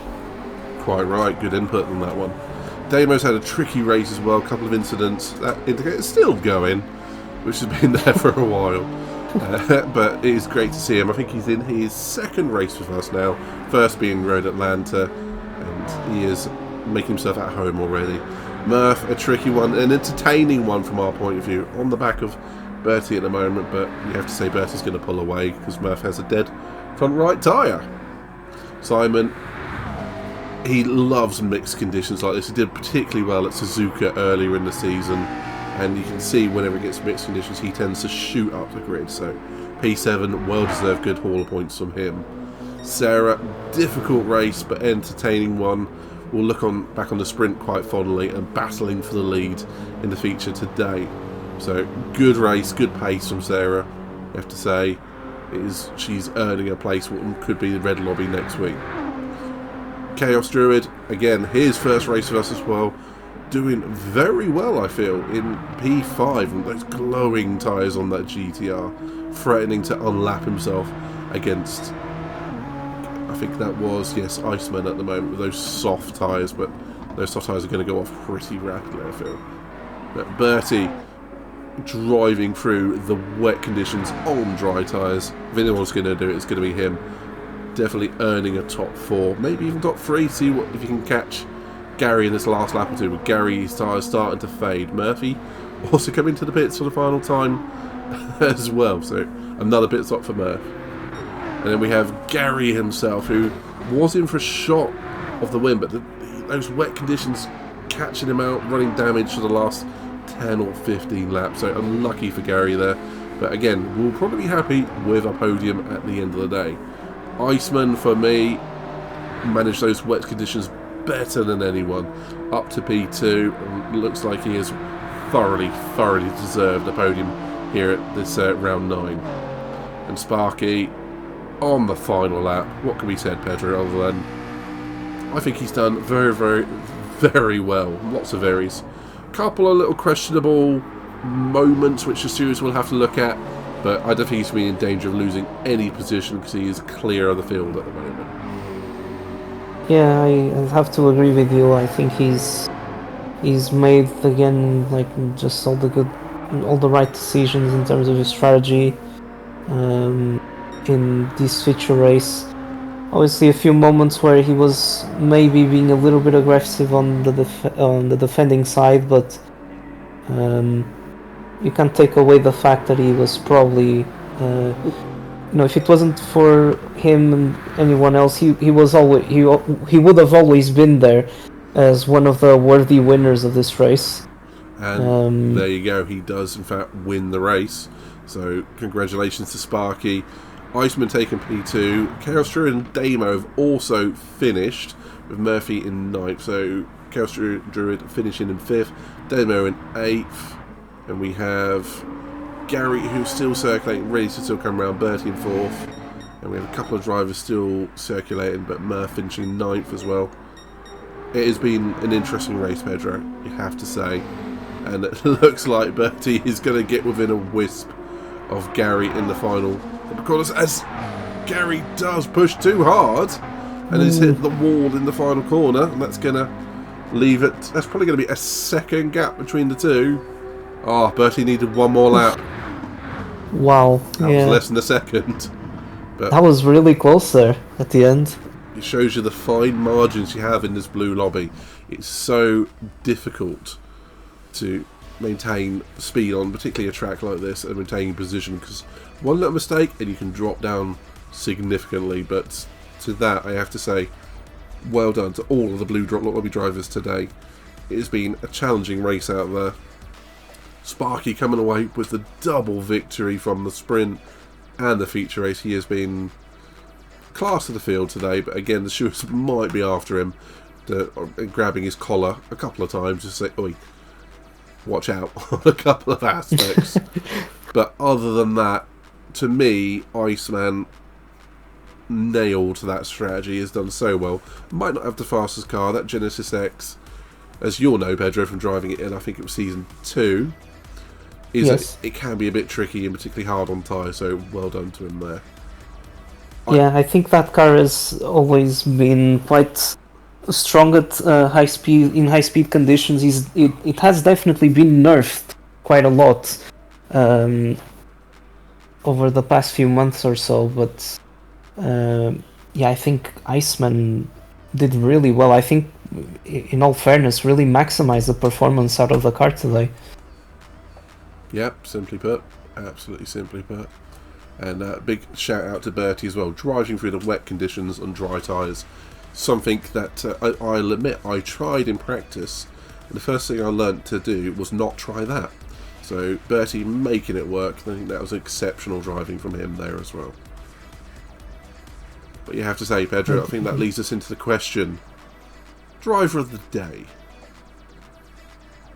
Oh, I was thinking about it throughout the last couple of laps or so, because could argue just a little bit the same that happened in the red lobby as well. You know, you could give a lot of arguments to back giving the driver of the day to many drivers today,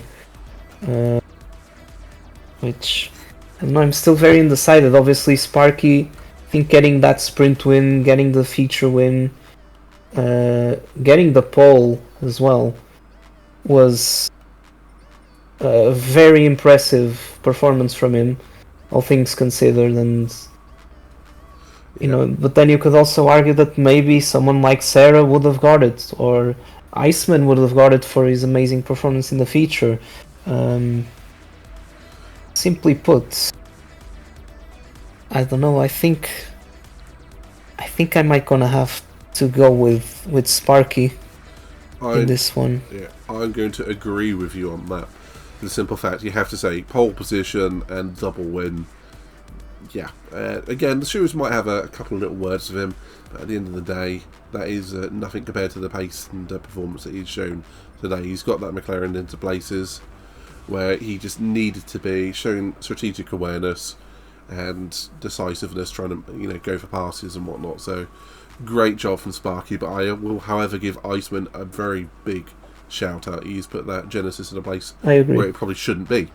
As simple as that. I totally agree. And another shout out I'm going to say to Simon. You see, he was very racy today, got a load of good moves done, and P7 is nothing to be sniffed at, so well done to Simon on that one. Always comes out in races, particularly when it's mixed conditions and wet, so great to see. And I will say also great driving from Gary, particularly at the end there, making that car come home in P3 with that damage which would be probably no fault of his own. Those conditions exceptionally difficult. It's probably worth saying, Pedro, that the conditions are probably more difficult when it is medium to light rain than when it is full rain, because you're not sure what tyre to be on, and that's exactly what we had today. I agree. I do think that the rain definitely added an extra layer of unpredictability to this race, because we've obviously seen the drivers take on different strategies across the field, and at some point they were all off sync, and we were really trying to put the pieces of this puzzle together and figure out what was going to happen. The rain definitely threw a curveball, because from that point onwards it basically just changed the whole course of the race from then on. And yeah, from my side, I do also, apart from all the drivers you've mentioned, do want to give a special shout out to Sarah. Obviously, she drove brilliantly today, and it was super unfortunate that because of the weather, as we were just referring to, her feature race got compromised. But she should be very happy with her performance, very proud of herself, and if she goes up to Red Lobby next week, it's definitely going to be very interesting to see how she does, especially around a very difficult track like Bathurst. Quite right. I must say. And that is then, one thing to be aware of. Bathurst next. It's going to be fun, Pedro. And one thing I'm going to have to say before we wrap it up is we're definitely going to get a highlight reel out of this race. Seeing, I believe at the same time we had Gary, Bertie, Sarah and Murphy all spinning within a second or two of each other. Highlight of the day of entertainment. But, it definitely wasn't easy for them, but I'm glad they persevered. And also, I'd like to give a warm welcome to Druid and Joe. Obviously, it wasn't a race in easy conditions, particularly for Joe, who had a car that didn't really suit this track as much, that Jaguar. As much as it is a car that I actually like, I don't think it really suited this track. And added that to the fact that it isn't really ideal in terms of tire wear and fuel, made things quite difficult for Joe. But just nonetheless, should be proud of himself for persevering and going until the end. As I always say, I think that's a very good characteristic to have as you're racing, just to no matter what conditions are thrown at you, and even in adversity, just keep going and pushing until the very end, until there's no more options left. And hopefully we can see them both, him, Druid and Joe, for the next season as well. Perfect, well said. Very much the Alonso method, just to keep going until there is no opportunity to get another position. But I'm going to have to say, Pedro, that brings us to a close for here at Season 4, Round 9, High Speed Ring. It has been an entertaining one. It's been one I've enjoyed watching, sprint and the feature race today. And it will be one that we certainly come back to in time. I will urge anyone to check out the Red Lobby. Again, you had the pleasure of commentating on that one, Pedro, and I know you enjoyed it. I'm not going to give any spoilers out. I'm not giving any spoilers, but please check it out. It's probably one of the highlights that we've had so far for Nighthawk Racing, for the quite a few battles for over multiple laps. And again, we saw very similar here today in the Blue Lobby. So Blue Lobby rewarding us with a very good race again, if it had not a bit of spicy weather action too. But with that said, next race, the finale, Pedro, Bathurst. Let's see how it turns out, and I wish everyone the best of luck in that race. And I hope everyone who's watched has enjoyed this, leaves us a like, and comes back to join us for that finale, and or decides to even join us in future racing. Please check the links on the YouTube video below. But with that in mind, Pedro, I'm going to say that is it. Let's go and hear what the drivers had to say in the podium room.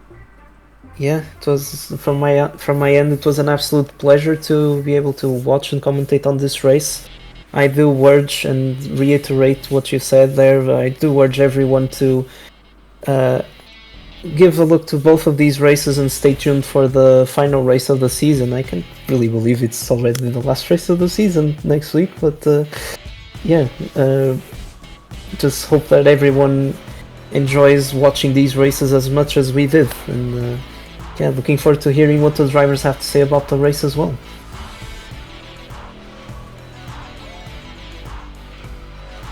I was happy with the results. I surprised myself because I almost pulled out of the race for feeling too tired. So I'm happy I continued. And I'm happy I won both races and got pole. What's up, Nighthawk Racing? It's good to be back in here. Super surprised to be here, sitting P2, my personal best for the league and for the season, and it feels amazing. And coming in today, I was feeling pretty good about it. I knew that the Genesis would have some good horsepower here around the high speed ring, and I was excited to come back because my first league race was actually with Fasudo at high speed ring maybe 6 months ago. So that was a huge learning experience for me, and I've grown a lot since then. I was looking forward to today, and it turned out awesome. Some things fell my way, had some luck, but I prepared well for this one, and I was ready to go, and just feels good to get the outcome that I did. The sprint race was a little rocky for me. I think I was still trying to find my feet a little bit. This was the first time that I'd had the Genesis at the high-speed ring, so definitely a learning experience for me throughout the day. I started P6. Things got a little hectic right away. I think it was on the start there, maybe like turn 2. I think Ziggy got contact a little bit with Simon. Things got a little hectic. I ended up slipping through the middle of some cars, and I found myself like right up front there at the beginning with Sparky, and we were door to door there in turn 3, and pretty much battling for that spot. But the cold tires, I really just didn't have much for him. He does a really good job with that car, and so it kind of fell in behind him and tried to make the most of it.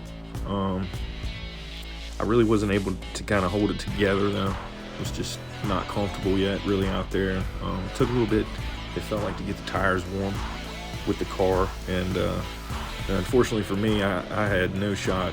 Gary and Birdie and Sarah were looking really good out there, and they put the pressure on me and got me up out of there pretty quickly. So I dropped to 5th and ended up finishing there. That race was just pretty much about getting my feet wet with the race car, and it felt pretty good. I felt like I got the experience I needed moving forward for the feature. And moving forward for the feature, I pretty much knew what I wanted to do strategy-wise. I felt pretty good about it. The car was pretty good. It started off really fun. Me and Chaos the Druid battling really early, some close racing, and he certainly put the pressure on me. Trying to pass me quite a few times. We were door to door on some really good clean racing. Shout out to him for that. I was able to get away, and eventually, I think it was lap 15, made the first stop. Everything was good, but I did make a mistake. I wanted to go on the hards at the time. I chose the mediums again by mistake, so just had to ride with it, and I was back out there, P7, right away, putting down some laps. Nothing too crazy was going on. Pit cycles came around, I think, here, lap 25. I was P3 as things were cycling through, and kind of still chasing Sparky there. He was P2, and Sarah was looking like she was the one to really beat. She was out there P1 at the time. She definitely looked fast in the sprint race, and I really wanted to get closer to her to see really what our car had, because I knew that she was one of the faster drivers for the day for sure. Lap 30 came in, perfect timing. That's when I was thinking I really needed to pit. This time I went on the hards, and got myself back straight again, or at least I thought, because that plan just went out the window real quick. It was like 4 laps later, the rain hit us, and I was in turn 3 when it started to come down, and running P4, and I could just think to myself, I'm like, man, these tires aren't great right now anyways, and now it's going to be really slick. So I just kind of eased my way around. Luckily for me, I was able to get back in before too much rain had really hit the racetrack. Threw on the wets at the time. Actually, no, I believe I went intermediate at the time. There wasn't enough really standing water to deal with it, to go on wets. So that's what I went with. Once I had come out of the pits there, trying to gather my thoughts and think about what the next move would be, I got a big surprise. Turn 3 and 4, Birdie and Sarah had some trouble. They got spun around down there, so I was able to get by that accident and moved myself up to P3, and set my sights on Gary, who had kind of put himself in the top situation there, and Sparky had control of the race at that point. He was out front, so at that point, just trying to see on the radar where the rain was at. I knew we would have to pit one more time for sure. You know, the question was then whether we would be able to go on the dry tire or not, or, you know, have to stay on the intermediate. It looked like the rain was going to clear up later, and then I had noticed that we started to get like a groove in the racetrack. So I think around that time it was time to pit again. Pretty much, I think around 46 or so, I pitted. Had a groove in the racetrack, so I went on mediums. Just wanted to try to attack that last run the best I could, make up as much time as I could. I didn't know where I was going to be really when I entered back out there. I just knew that I needed to try to be as fast as I could be, and you know, maybe try to have a shot at winning the race. And once I got back out there, kind of saw what the leaderboard was looking like. It was kind of between me and Sparky. He had a full straightaway lead at that point. The front straightaway, I'm not sure how many seconds that was. It was quite a few. So I really had my work cut out for me. I think I noticed I had started to gain on him a little bit. Was kind of hoping that maybe I could have a shot at it, but I think what it was maybe he was fuel saving too, while I was running some of my better laps of the day, and just kind of ran out of time. I'm not sure if I would have had anything for him or not, even if I'd have got there. He certainly was really fast all day long. But you know what? P2 really didn't make any mistakes today other than my little mess up on pit road with my strategy. Adapted well to the rain, and this is awesome. You know, pretty happy with it. So looking forward to next week. Kind of sucks that it's the finale, but I'm looking forward to that racetrack and Australia and finishing this thing strong. You know, want to come in with a good game plan for that one, and I feel good with my experience on that racetrack. But it like most of the season will be the first time I've had the Genesis on the racetrack, so it's going to be a lot of fun. Certainly looking forward to that. So I guess I will see you guys next week. Once again, you know, as always, I appreciate all you guys very much. Tons of respect for all of you guys. Congrats to Sparky on that one. It's a good run for him, and shout out to everybody I battled throughout the day. You guys are phenomenal. So see you guys next time, man. Hey everyone, it's Hawkeye, and let's just say after last week I did not expect to be doing another one of these so soon, but yeah, pretty happy with the sprint race, especially at High Speed Ring. I think the BMW felt good. I know obviously High Speed Ring is one of those tracks where it's risk versus reward. Sometimes you've got to risk it and go as close as you can to the wall, and obviously it's a very, what's the best way to put it, a tyre crunching track, so I had to be careful on the strategy and getting close to those walls. Like I said, sometimes I did get a little too close where I got caught on Mr. Barrier and couldn't get off of it, which obviously probably slowed me down a little bit. But yeah, the sprint race, I really enjoyed it. I think obviously starting from the back of the grid because of the Road Atlanta result, had to kind of work my way through the pack a little bit. Haven't had to do that a lot through this season, but it was good battling side by side with everyone, especially obviously going into turn 2 where it's you want to go on the high line. Everyone obviously wanting to go on the high line in lap 1. It was cool to kind of race against some people through there, but yeah, obviously really enjoyed fighting with especially Bertie in the sprint a few times. Obviously we started very close to each other on the grid in the sprint, and a few times this is the right phrase, it's probably bump drafting, but me and Bertie were calling it bonking. We're helping each other out, you know, trying to get as close to the top 2 as possible, so we did help each other out with a bit of bonking, aka bump drafting, and that really did help sometimes. Thanks Bertie. I'll dedicate this this little podium thing for him helping me out. But Yeah, obviously a massive congratulations to Sparky for the sprint race win and obviously the feature race win. It was enjoyable to fight alongside him, especially during the sprint. We were going back and forth. Sometimes obviously we were bump drafting, sometimes he was just trying to get past. So it was good, obviously, that dynamic of, racing and then defending, etc. Yeah, I really enjoyed the sprint race. And obviously Gary as well in the sprint race. It was very close between him and Bertie, for the tyre wear especially. I think obviously it was a good fight between those two. But yeah, obviously the sprint race, like I say, really good. Feature race, not so good.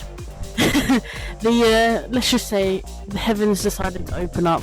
I did get caught out by the wet weather coming out of the tunnel. Probably should have pitted, but thought, it won't last that long. It won't get too wet. Oh boy, it did get wet, and I got caught out. I lost a lot of time for a couple of spins, wrong tyre choice. So yeah, that's where it all kind of fell apart for me. But before the wet weather decided to come, I was having a really good race. I thought maybe potentially challenge for a podium again, maybe the win. Me, Sparky and Gary were kind of racing side by side for most of it. So yeah, unfortunate that I wasn't able to fight alongside them in the end, but wet weather, what can you do? And hopefully, for the next maybe high speed ring, I know that not to go around the track on hard tyres in the wet. And whenever I see wet weather, get on those intermediates as soon as I can. Won't be making that mistake again. But obviously, massive congratulations to Sparky, Gary, and Iceman for the feature race podium as well. It was good. It was great to see Iceman finishing that high up. He made the right tyre choice at the right time, and he was doing really well around high speed rings. So it was great to see him on the podium again. And like I say, Gary obviously feature race going his way a little bit more and getting that podium. But yeah, obviously a massive thank you to everyone in season 4 and my Nighthawk team. Can't do this without any of you, so thank you very much. Thanks for all the practice sessions, and obviously I think I might be in Red Lobby next week. That's going to be a bit of a challenge, but I'll try my best and I'll try and survive the Red Lobby. But yeah, it'll be a little bit of an alien experience. I haven't been in the Red Lobby before, so I'll see if I can do it for us Blue Lobby drivers. But yeah, obviously going into the final round, let's see what we can do around Bathurst. It's a very challenging track, and yeah, final round of season 4. That's gone quickly. Like I say, massive thank you to all the drivers, all the Nighthawk team, and let's go out with a bang, shall we say.